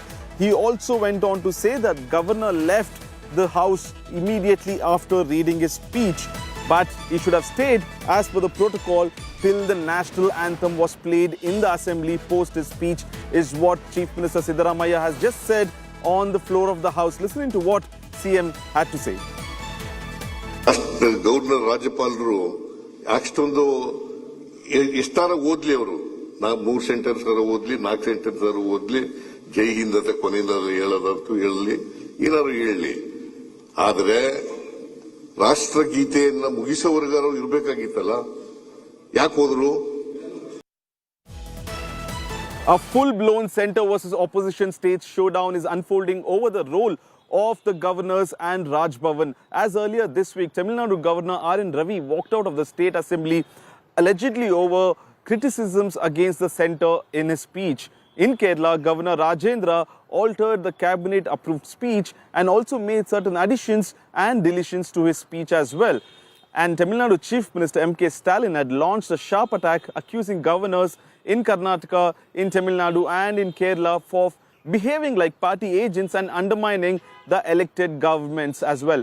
He went on to say that the stakes are raised, announcing that the DMK will consult opposition parties nationwide and push for a constitutional amendment to scrap what he calls the obsolete governor's address. Congress has backed the charge, alleging that the BJP is using Raj Bhavans to destabilize opposition governments wherever the BJP is not in power. The BJP has hit back hard, insisting that the governor represents the constitution and accusing Congress of violating parliamentary democracy and the norms, deepening the political standoff that is ongoing. Listen into what exactly happened in Karnataka Assembly as well. Congress के विधायकों ने सिर्फ Shem नहीं कहा, उन्होंने धिक्कारा भी बोला और उनके साथ धक्का मुक्की भी करी। दिखता है कि कांग्रेस की जो दलित विरोधी सोच है वो लक्षित होती है, क्योंकि थावरचंद गहलोत एक दलित नेता है, उनके साथ जिस प्रकार व्यवहार किया गया वह दलितों का अपमान है। बहुत दुर्भाग्यपूर्ण है ये, और जिस तरह से ये घमंडिया गठबंधन की जहाँ जहाँ सरकारें हैं वहाँ संवैधानिक संस्थाओं का खुलेआम मजाक उड़ाया जाता है, संविधान का मजाक उड़ाया जाता है। कर्नाटक विधानसभा में राष्ट्रगान गाने से मना कर दिया गया, जिसके उपलक्ष्य में माननीय राज्यपाल महोदय ने सभा का बहिष्कार किया था। अब अच्छा है कि ये लोग सुप्रीम कोर्ट जा रहे हैं, सुप्रीम कोर्ट ही इस पे गणना करेगा कि क्या इस राज्य सरकार का आचरण ठीक है या नहीं।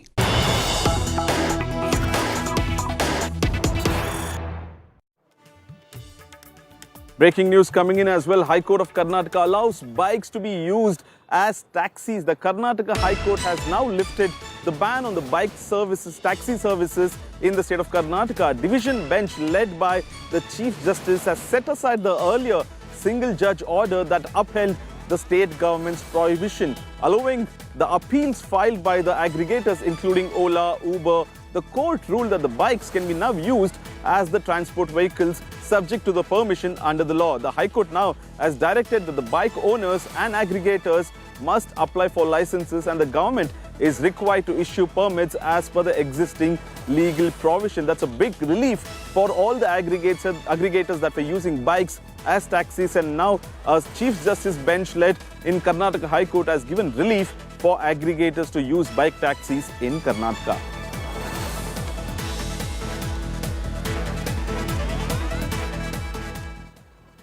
Deputy Chief Minister D.K. Shivkumar is in Davos in Switzerland. He has spoken exclusively to India today. He said that the Karnataka Game of Thrones, in fact, continues to fuel the political charter. As per Karnataka Deputy Chief Minister D.K. Shivkumar, he has maintained his silence amidst the intense speculation over the possible leadership change in the state of Karnataka. Speaking exclusively to India today at Davos at the World Economic Forum and responding to questions on the power sharing formula with Chief Minister Siddaramaiah, Shivkumar offered a telling line saying, "I live on hope," when asked if he would return to Davos next year as the Chief Minister. He firmly maintained that the leadership issue is an internal Congress matter and not meant for media debate or speculation, once again saying that the final decision rests with the party high command in national capital. Defending his presence at Davos during the Karnataka Assembly session, Shivkumar said that his visit was focused on attracting global investment to Karnataka and his state as well. Listening to what D.K. Shivkumar spoke exclusively to India today in Davos. While you're here in Davos, Karnataka Assembly session has begun. And it's very strange that the Deputy Chief Minister is not there. Mr. Siddaramaiah, the Chief Minister, of course, is there. You're here in Davos. And this has once again led to speculation. What's going on between you and Mr. Siddaramaiah? You all have breakfast at each other's houses, but the truth is that question, Kaun Banega Mukhyamantri, has not been settled. I have come here for my state. We called the session to discuss the Manrega. Manrega is our heart. Manrega is our rural development. Manrega is Srimati Sonia Gandhi and Manmohan Singh gave to this country. Work to right. 29th of January, we are told there's likely to be a meeting in Delhi between you, Mr. Siddaramaiah, Rahul Gandhi, or the Congress High Command. Can you confirm that? I don't want to comment on that. It is our party, they will take a call. I am confident of my party leadership. I've been hearing this, that the party will take a call for the last couple of months. All I want to know is, if you come next year to Davos, will you be coming in the capacity of Deputy Chief Minister or Chief Minister? Sir, it has been said on more than one occasion, certainly by your supporters and even hinted by you, that there was a 2.5 years arrangement between you and Mr. Siddaramaiah. That arrangement ended in November. He is now the longest serving Chief Minister of Karnataka. That ended in January earlier this month. Now what happens? Are you expecting to take over as Chief Minister, or you're not even looking at that? I'm not looking at it because for me it is not a matter to be discussed on the media.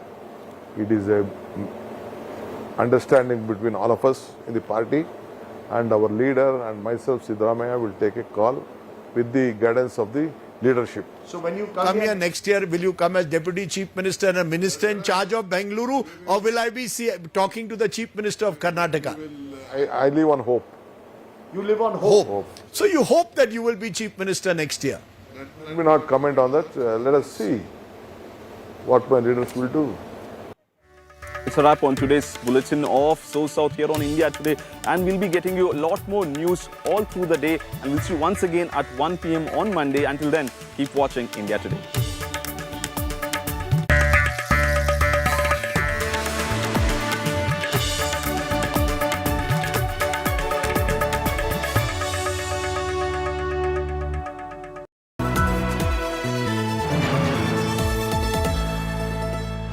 Introducing Motorola Signature. Don't blend in, stand out. Can India become the third largest economy? When will India get there? India will become the third largest economy in the coming few years itself. It's not a question of will it become it. That's a certainty that will happen. And if I put a spiritual metaphor around it, I would say it's written in the stars. Don't come to India for the short-term payback. Come with a really long chain, and we are here for that. The challenge for India is not about becoming the third largest economy in the world. The challenge for India is about raising per capita incomes. But momentum is not destiny.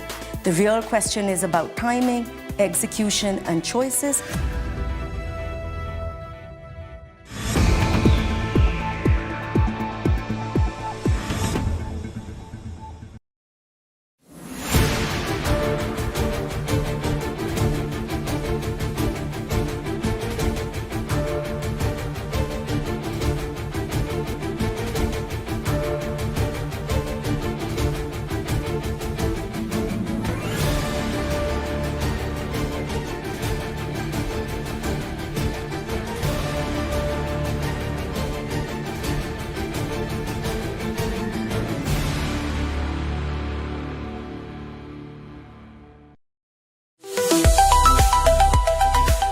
Joy and celebrations are in the air as filmmaker Atlee and his wife Priya announced they are expecting their second child. The duo took to social media to share the happy news, offering a glimpse into their growing family. The announcement featured the family dressed in coordinated white outfits, with Priya gently cradling her baby bump. Adding to the charm of the reveal, the couple also lovingly mentioned their pets, a detail that has been winning hearts online and making the announcement even more intimate. Fans and celebrities including Samantha Ruth Prabhu and Kirti Suresh flooded the comments with congratulatory messages. The couple tied the knot in 2014 and welcomed their son Mir in January 2023.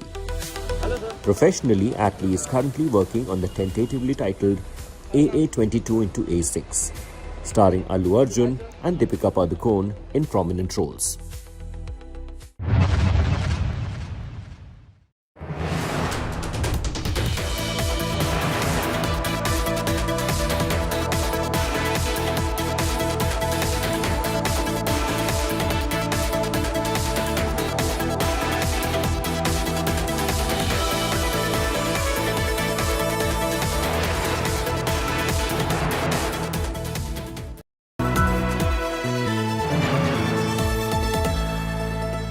Introducing Motorola Signature. Don't blend in, stand out.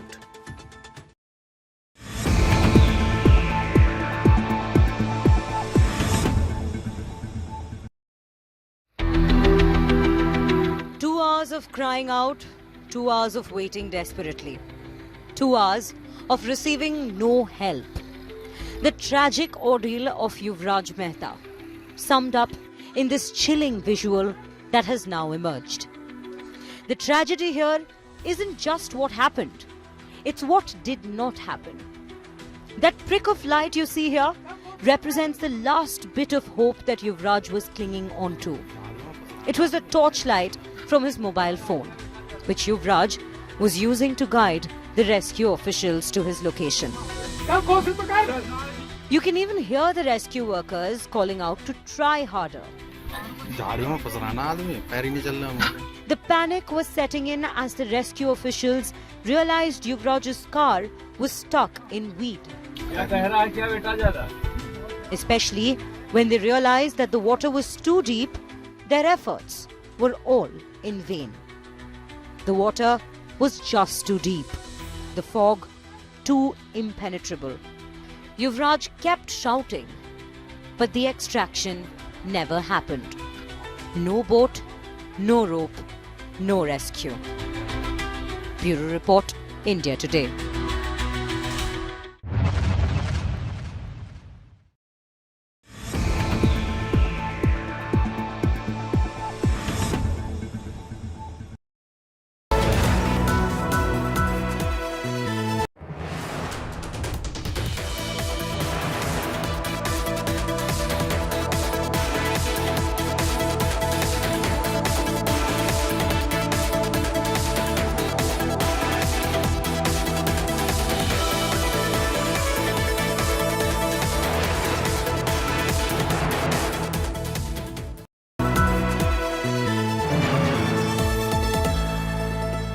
Introducing Motorola Signature. Don't blend in, stand out.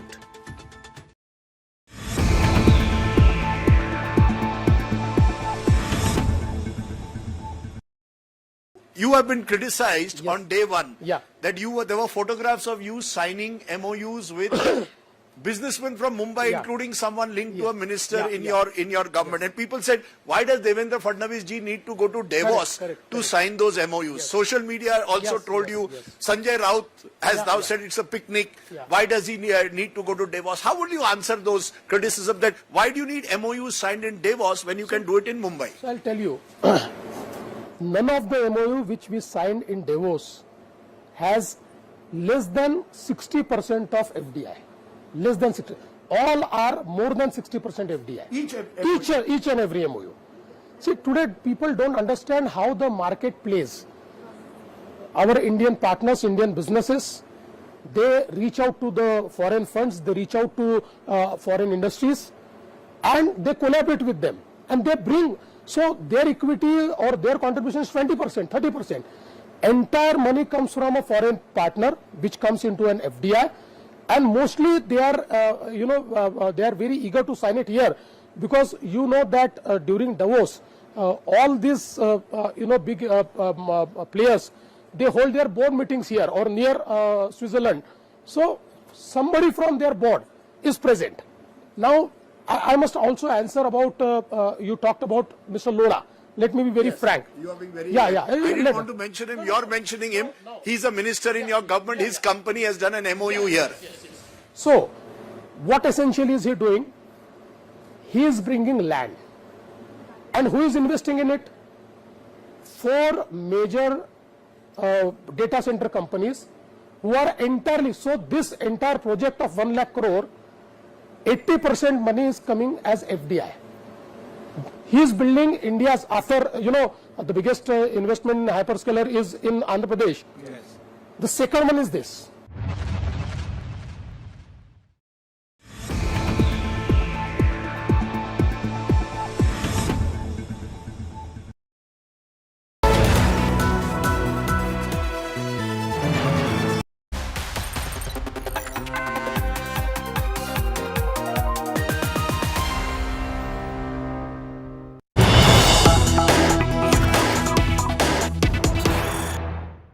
Thank you for staying with India Today. I'm Suesha Samant and we got across to more breaking news coming in. Udhampur police that has successfully rescued 12 persons who were stranded due to heavy snowfall. This in the upper ridges of Basantgarh area.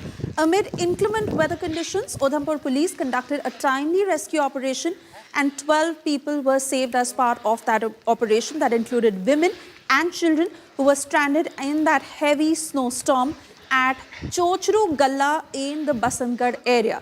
Now, according to information regarding the stranded persons that was received at police post Sangh, following which a police team led by Head Constable Mushtaq Ahmed in charge police post sang under the supervision of Deputy SP PC Basantgarh and of course the SHO, who all immediately mobilized to that very point. The team trekked several kilometers through snow-covered and foggy terrain to reach the spot. All 12 people who were stranded have now been safely rescued. They've been brought to the police post Sangh, where they were provided with food, shelter and necessary medical assistance. Those are the pictures on your screens of how difficult it was to conduct this rescue operation, to actually be able to rescue those stranded persons from this very location amid the challenging weather conditions. Take a look.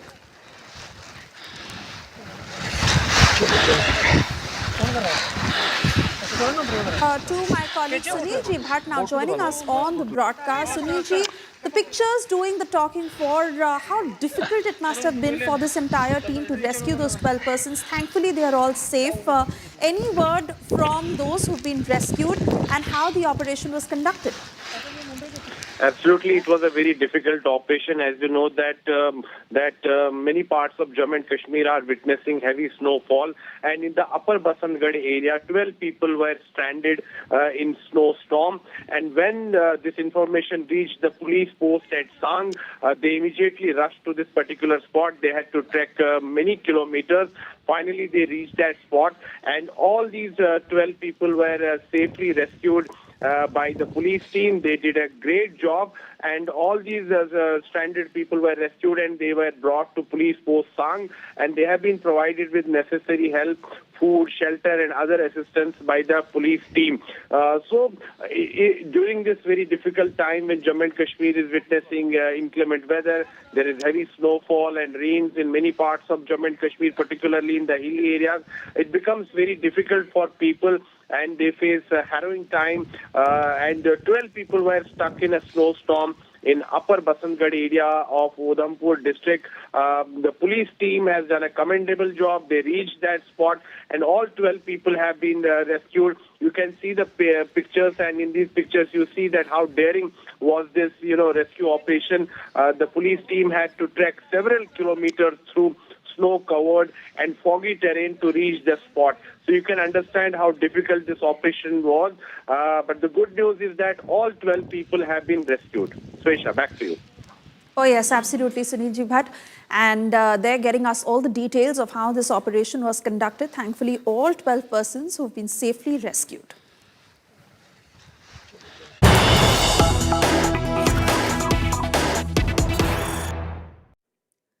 We're now getting you breaking details on Sunny Deol's Border 2 that faces ban in Gulf countries. News just coming out how Border 2 has been banned in Gulf countries.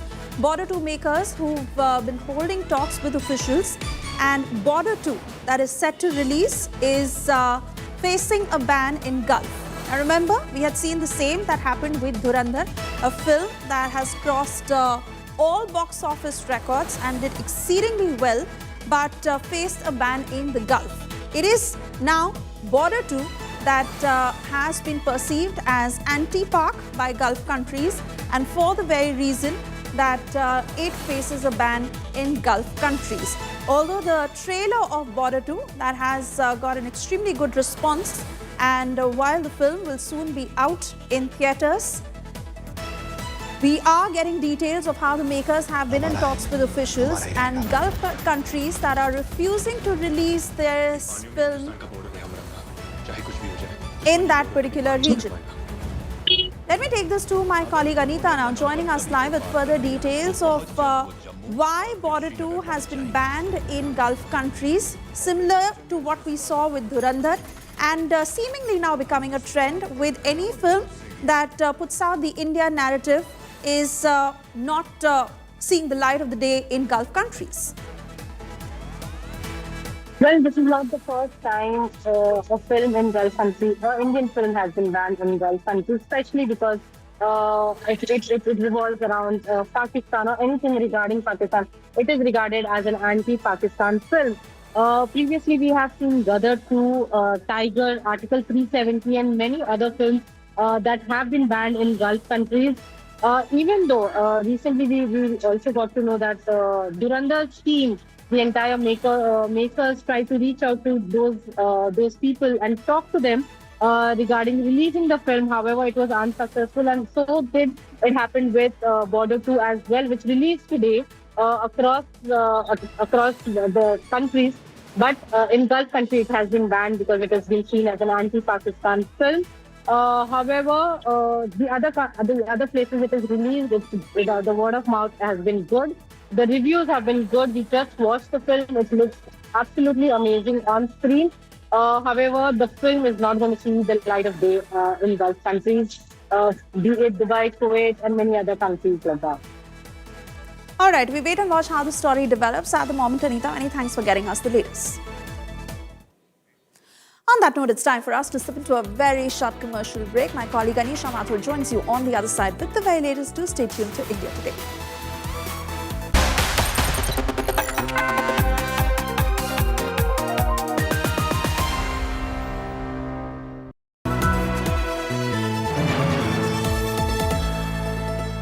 Introducing Motorola Signature. Don't blend in, stand out.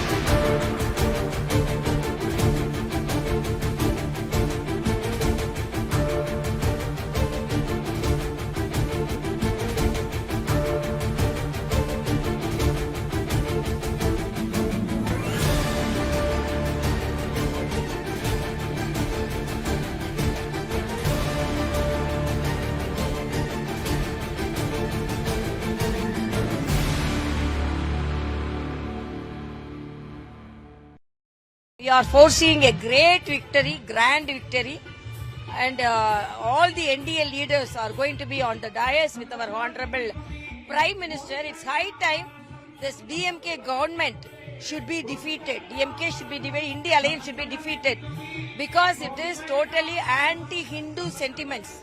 And Piyush staying here and meeting all the NDA leaders has given a great hope to us, and all the cadres are motivated. We foresee a grand function by our Honorable Prime Minister.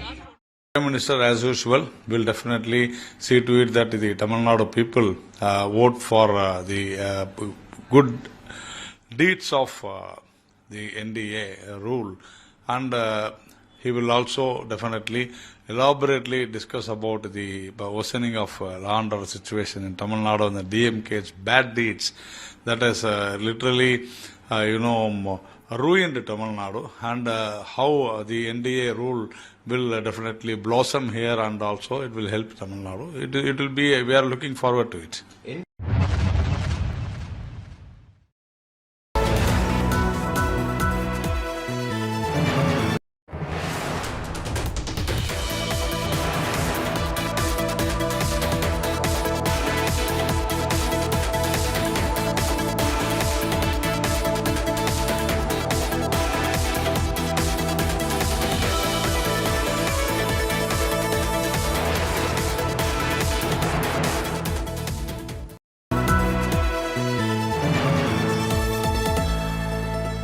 Introducing Motorola Signature. Don't blend in, stand out.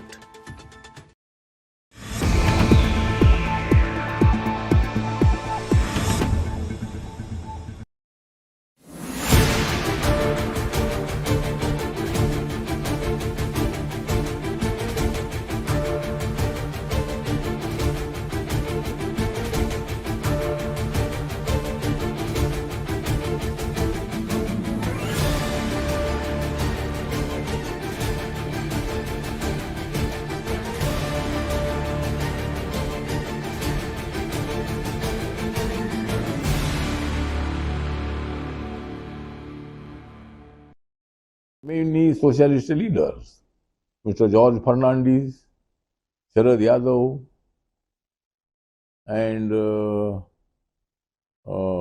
Nitish Kumar,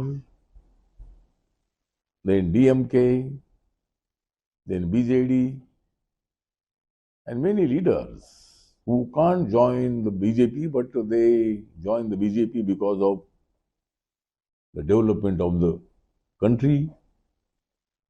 And therefore today I am in Kannur in Kerala here. Honorable Vijayanji, I respect him because he is from the Communist Party, he is a leftist. I was also leftist, but I joined NDA on the leadership of Narendra Modi ji.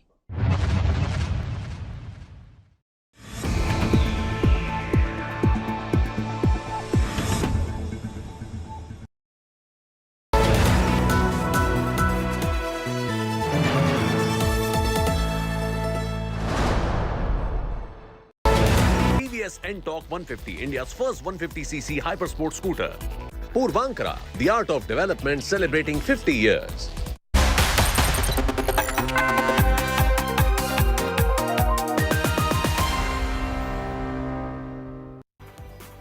Good afternoon and welcome. You're watching India Today and I'm Anisha Mathur with the headlines at this hour. Prime Minister Modi's mega South Pole Blitz in Kerala lays foundation stones for multiple development projects in Kerala, hits out at left ecosystem in the state. Prime Minister's mega rally in Chennai next. DF और UDF इन दोनों के झंडे अलग है, इनका agenda एक ही है, full corruption, zero accountability, full communalism, zero responsibility.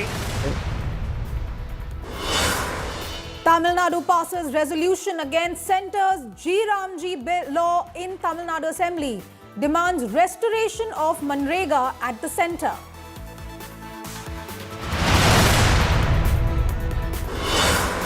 Centre versus opposition states showdown unfolds over role of governors in Kerala, Karnataka and Tamil Nadu. Opposition says BJP is using Raj Bhavans to destabilize non-BJP ruled governments. BJP accuses Congress of violating parliamentary norms.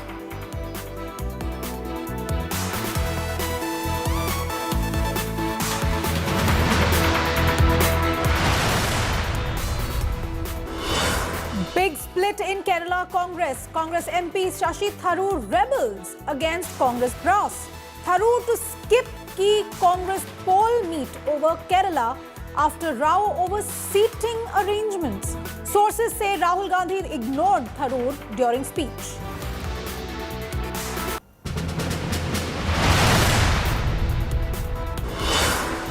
Karnataka High Court lifts ban on bike taxi services in the state, directs bike owners or aggregators to apply for licenses, says government must issue permits as per legal existing provisions. Uber welcomes Karnataka High Court move.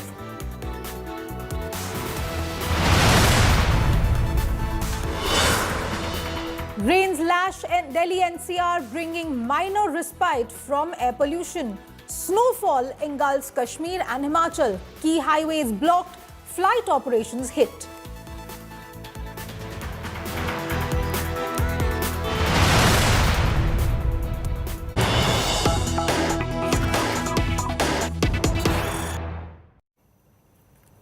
And we're starting with some breaking news that's coming in. Tamil Nadu Congress chief mocks TVK in Tamil Nadu Assembly. Tamil Nadu's Congress chief says people will not whistle on command. Comments were made during Manrega resolution debate as Congress President Selva Puruthanagai mocks TVK while speaking on the resolution against the G Ramji Act.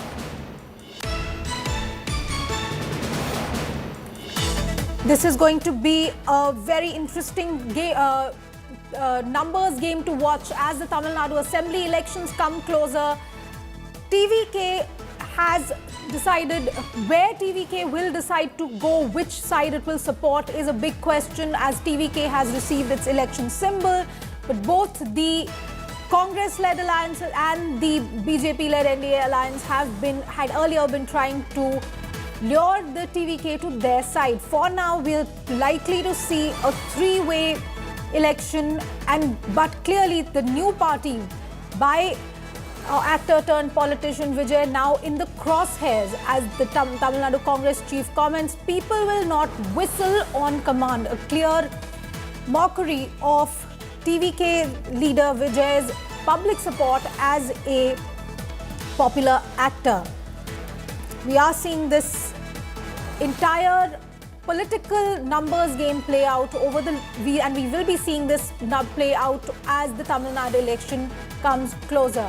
Apurva is joining me on the phone line on this story. Apurva, we saw earlier the attempts to lure the TVK towards their side, attempts to figure out who will TVK support in the upcoming elections. But now it seems that it's all guns blazing, isn't it? Well, that's right. In fact, if we can, see, this is yet again a jibe that has been taken by Congress TPCC chief against the TVK. Remember, just yesterday the EC had mentioned that they had granted this symbol for, TVK chief and the TVK party there, Vijay, and with that, there's been on social media as well as on the ground, we have seen several TVK cadres and going ahead and, trending the whistle podu, which is one of the famous lines of, TVK and Talapati Vijay. One of the films there in which he has said whistle podu, and from that we have seen since yesterday there's been a social media which is up on continuous, tweets and hashtags saying whistle podu, and from that as well, today we see the drive that all right. Against. All right, thank you for that, Apurva. What will happen with the numbers game in Tamil Nadu, we'll have to keep a very close eye. But clearly, right now, after symbol allotment to TVK, it is all guns blazing. Moving on now to our next story. A week after the BJP-Shiv Sena alliance scripted a historic victory in the BMC elections, the Mahayuti still hasn't finalized who will be the next mayor of Mumbai. Despite Eknath Shinde's party playing hardball and reportedly pushing for a split 2.5-year term, Chief Minister Devendra Fadnavis maintains that all is well between the allies. Speaking exclusively to India Today from Davos, Fadnavis insists that all is well within the Mahayuti, while asserting that the decision on the next mayor will be finalized and announced soon after he returns to Mumbai from Davos. And he's downplaying reports of a rift with his deputy Eknath Shinde. Fadnavis has said that the two leaders will sit together and take a final call, hinting that negotiations between the two parties are still underway. One thing, however, is already clear. Mumbai is set to get a woman mayor. The lottery draw has reserved the post of Mumbai's top civic boss for a woman from the general category, a development that sparked another political controversy. The Shiv Sena UBT strongly objected to the lottery verdict, staging a protest and demanding that the mayor's post be reserved for an OBC candidate instead.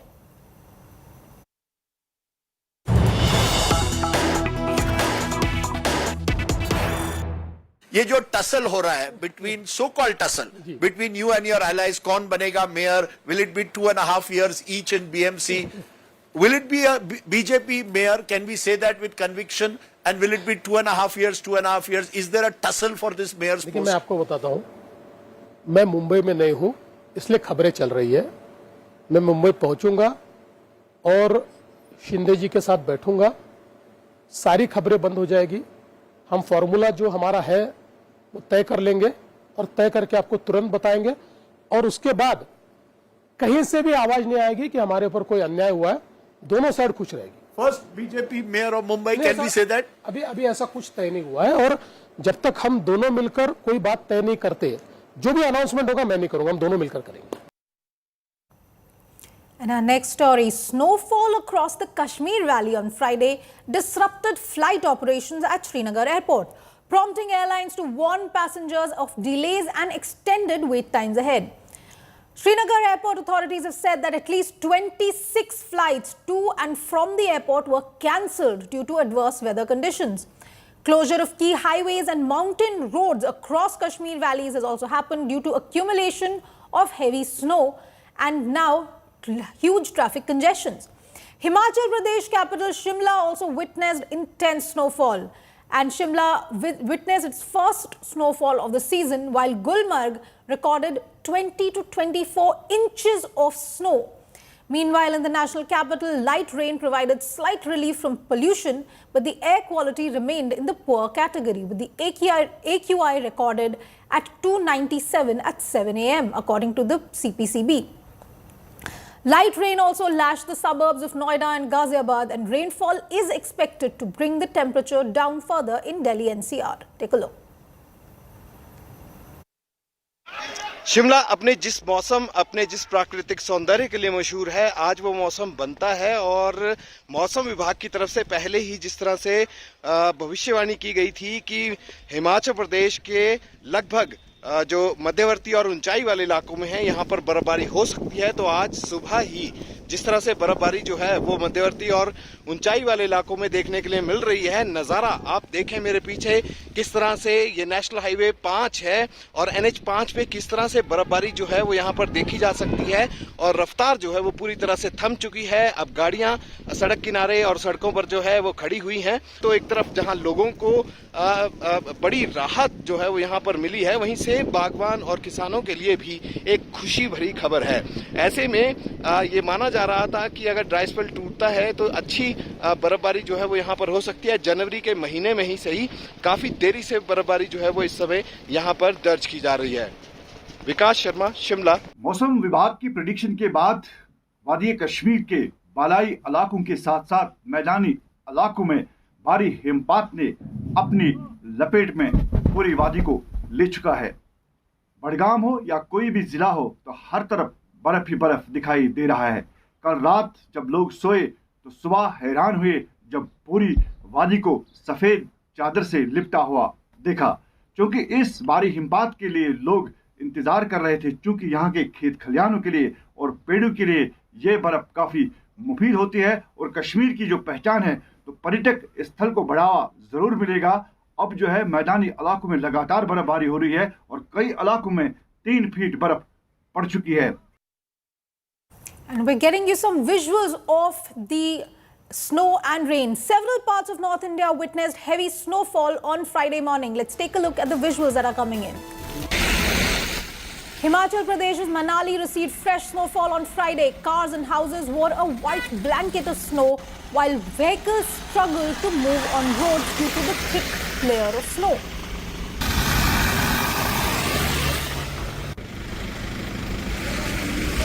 Similar scenes were reported from Jammu Kashmir's Baramulla. Icy conditions have turned the valley into a winter wonderland. Weather officials warned of heavy snow in the valley, especially in the higher reaches.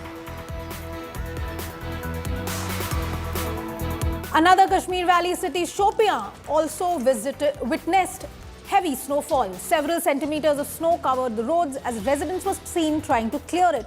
The white cover has turned roads, fields and rooftops into icy spectacles. Mata Vaishno Devi shrine atop the Trikut hills also witnessed the first snowfall of the season, forcing authorities to suspend the Vaishno Devi Yatra while moderate rains lashed the plains, including Jammu city, bringing an end to the dry spell that had lasted for over 2 months. Srinagar too has reported heavy snowfall leading to suspension of traffic on key roads, including the Jammu-Srinagar National Highway. Srinagar airport officials have issued an advisory for flyers, and schools in the hilly districts have been closed for Friday.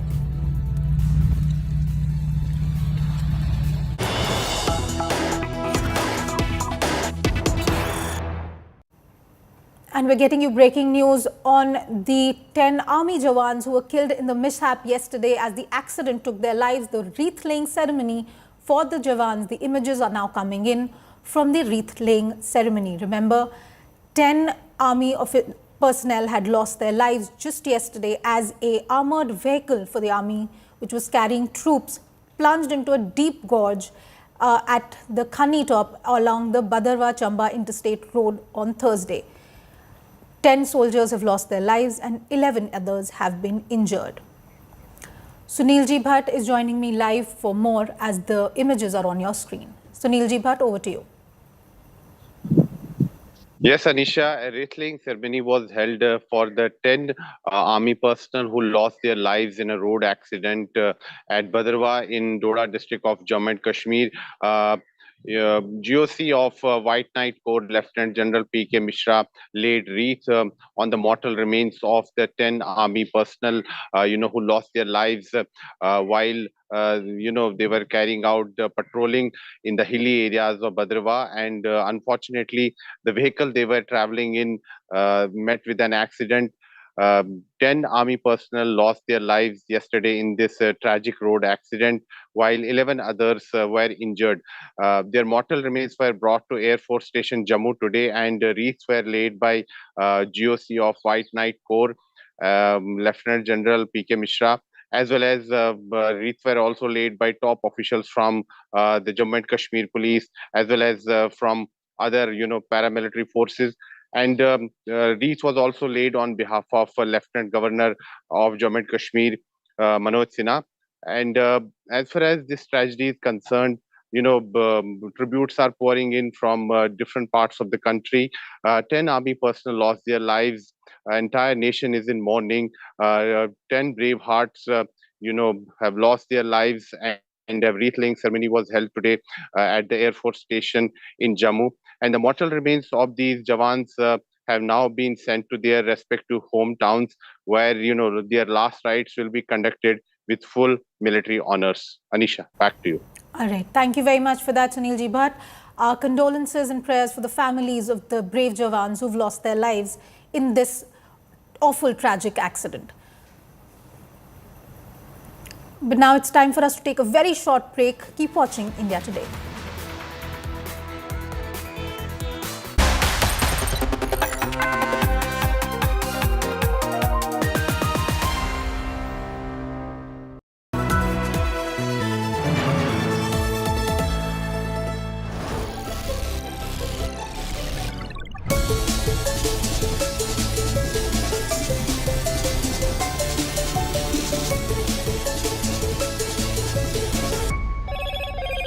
Hello, Moto. The world's most powerful double-engine coverage, where access meets expertise. Davos Brainstorm, 19th to 23rd January.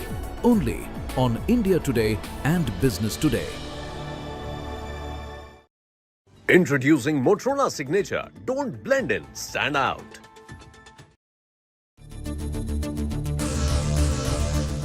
The world's most powerful double-engine coverage, where access meets expertise. Davos Brainstorm, 19th to 23rd January.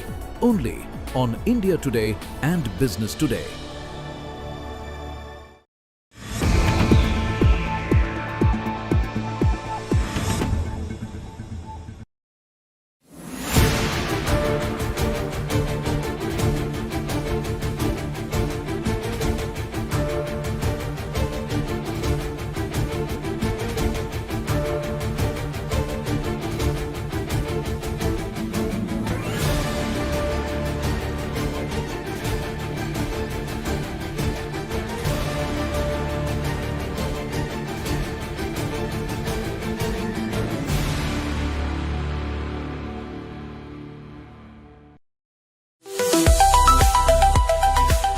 Joy and celebrations are in the air as filmmaker Atlee and his wife Priya announced they are expecting their second child.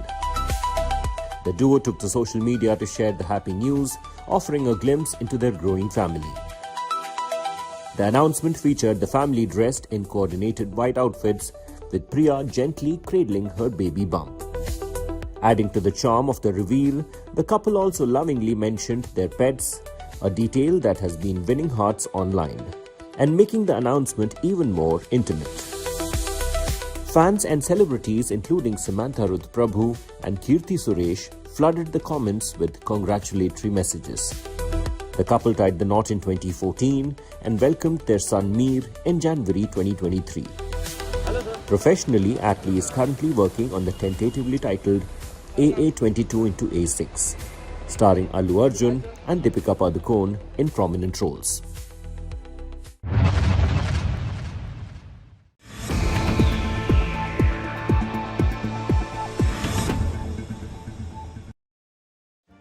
Make your media plan smarter with India Today Live TV on your connected devices. Amplify your brand with 100 million smart internet viewers. To advertise, mail us at sales@aajtak.com.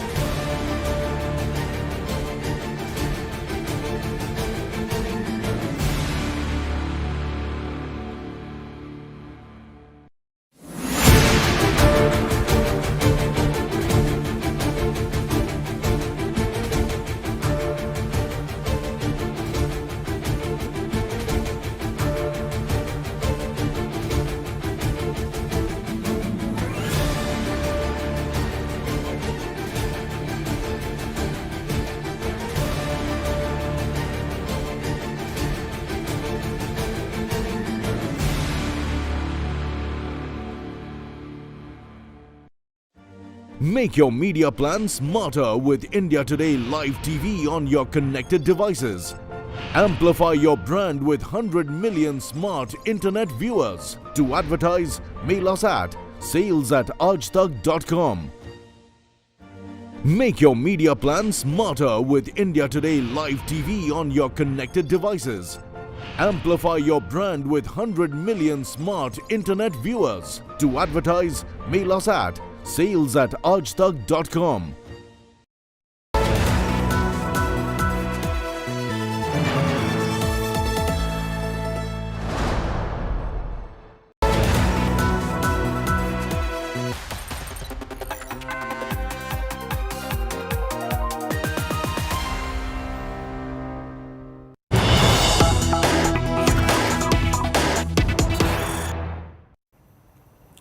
And we're coming back with images of a horrific mishap at a posh Pune society as a speeding car killed a 5-year-old in Pune. Playtime turns fatal for a 5-year-old who was run over by a speeding car, and this incident took place inside a posh society in Pune. The 5-year-old was playing in an open area and a speeding car came by and hit the child. The 5-year-old has lost his life after being run over within the premises of the housing society in Loni Kalbhor in Pune. The incident has cast a pall of grief over the local community and has raised serious concerns about safety inside residential societies. Omkar Wagle is joining me for more on this story. Omkar, the visuals that we are running for our viewers also show very clearly that this child was playing inside the society. He was on a scooter and the car seems to be speeding, did not see the child. What more do we know? Well, exactly. This shocking incident took place in the Loni Kalbhor area of Pune. I just spoke to senior police inspector. He informed that the FIR has been registered, but the video clearly shows, CCTV clearly shows that child was playing in open area in front of his house, and then this fast-moving four-wheeler struck him violently. So now residents have expressed concern over this reckless driving within society premises, and now they're demanding to take strict action and just to improve safety measures to prevent such tragedies in future. All right, thank you very much for that, Omkar Wagle. This tragic incident raising serious questions of how fast are cars being driven inside the society premises, what can be done about such negligent driving. But it's time now for us to take a very short break. On the other side, our entertainment bulletin in the club. Keep watching India Today.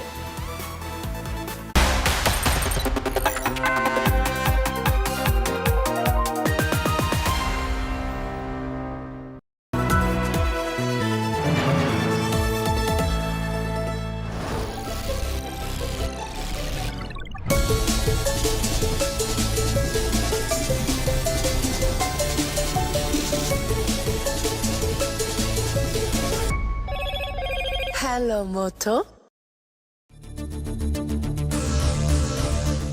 The world's most powerful double-engine coverage, where access meets expertise. Davos Brainstorm, 19th to 23rd January. Only on India Today and Business Today. Introducing Motorola Signature. Don't blend in, stand out.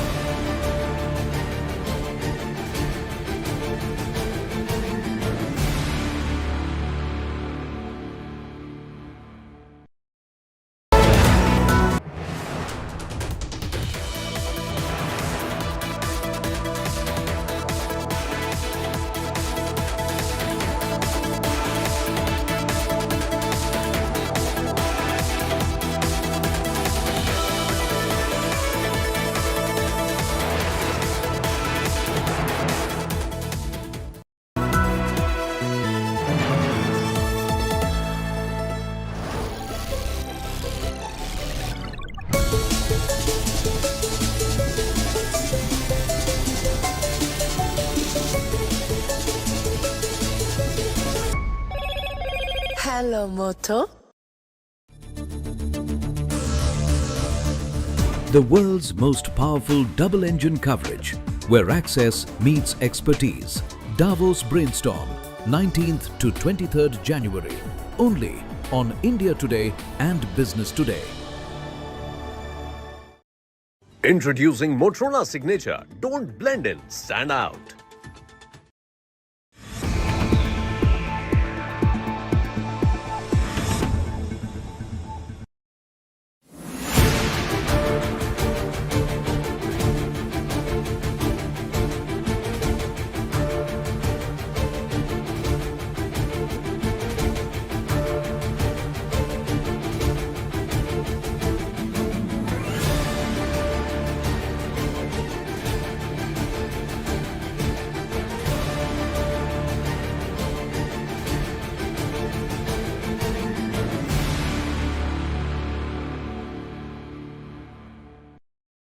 Hi, Sana here with a quick AQI update. Delhi 209, Mumbai 175, Kolkata 194, Bangalore 143, Chennai 159, Hyderabad 164.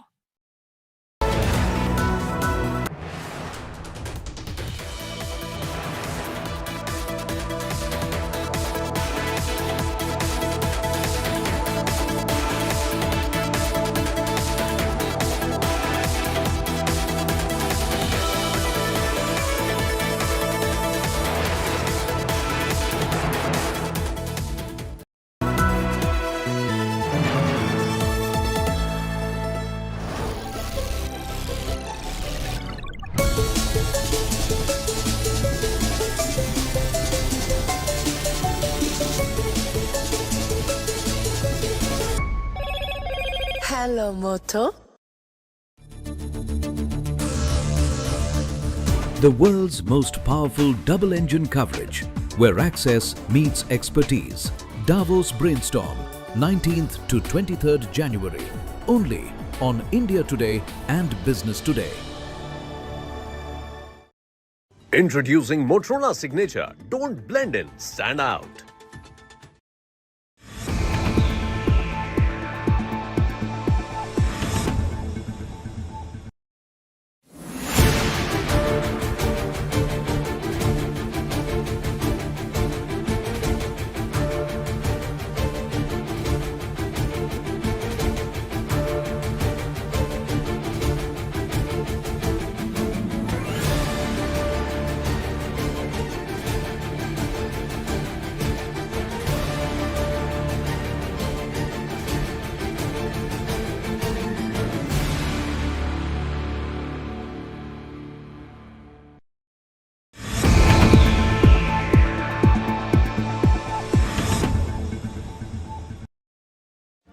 Make your media plan smarter with India Today Live TV on your connected devices. Amplify your brand with 100 million smart internet viewers. To advertise, mail us at sales@aajtak.com.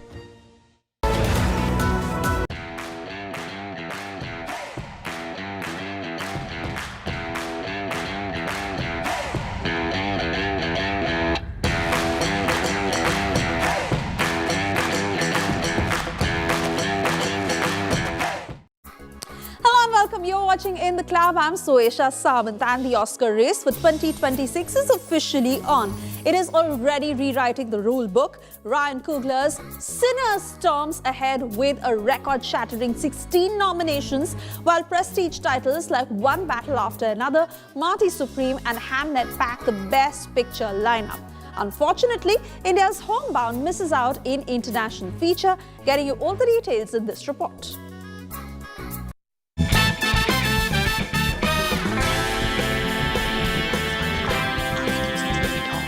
Thank you for joining us as we announce our nominees for the 98th Oscars. The 98th Academy Awards nomination were announced on Thursday evening, and it's been a historic moment in Hollywood. A record-breaking performance, surprise faces, and some shocking snubs have set the stage for Oscar night on March 15th in Los Angeles. Leading the charge is Ryan Coogler's Sinners. I seen men die in ways I ain't even know was possible. A film that's rewritten Oscar history. With 16 total nominations, it has surpassed legendary predecessors like Titanic and La La Land to become the most nominated film in Academy history. I ain't ever seen no demons. It's a breakthrough not just for its accolades. Nominations span Best Picture, Best Director, Acting categories, and even the new Best Casting Award, but also for the diverse talent and storytelling at its core.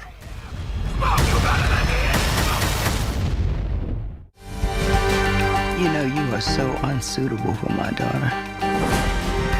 My child comes from a whole line of revolutionaries, and you look so lost. Hot on its heels is Paul Thomas Anderson's One Battle After Another, which scored 13 nods, including Best Picture and Best Actor for Leonardo DiCaprio, in what may be his 6th Oscar nomination. I have a purpose. Okay. Let me ask you something. Do you make money at this little table tennis thing? Not yet. Do you have a job? No. Other big contenders making waves in multiple categories: Timothée Chalamet's Marty Supreme, 9 nominations including Best Picture and Best Actor. Marty, I'm gonna make you an offer. I gotta do it completely on my own. Guillermo del Toro's Frankenstein also bagged several nominations. Literary drama Hamnet, high-octane racing film F1, and globe-spanning stories like Sentimental Value made the Best Picture list.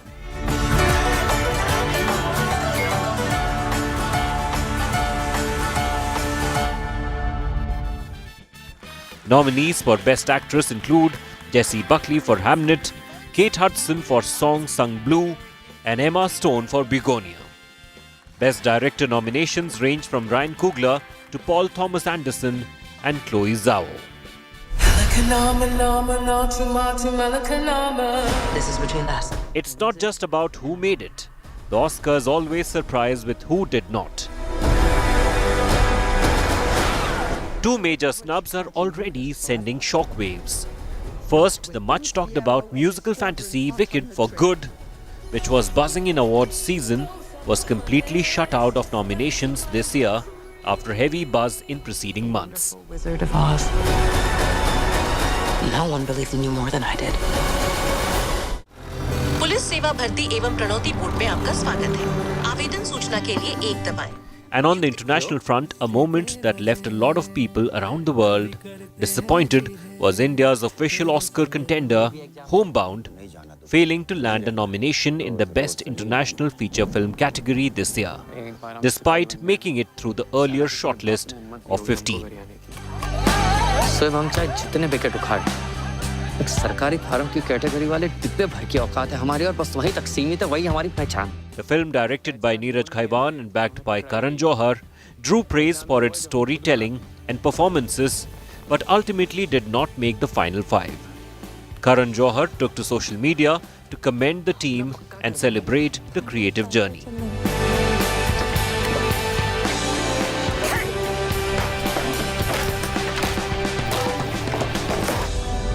여기 적힌 것들 자제하기. 아빠 취직할 때까지.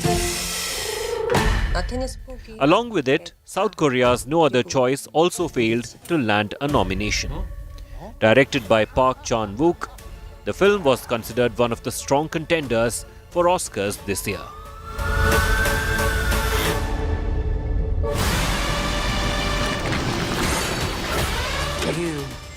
Netflix's K-pop Demon Hunters, a film that exploded globally on streaming platforms, earned 2 Academy Award nominations, Best Animated Feature and Best Original Song for Golden. They belong!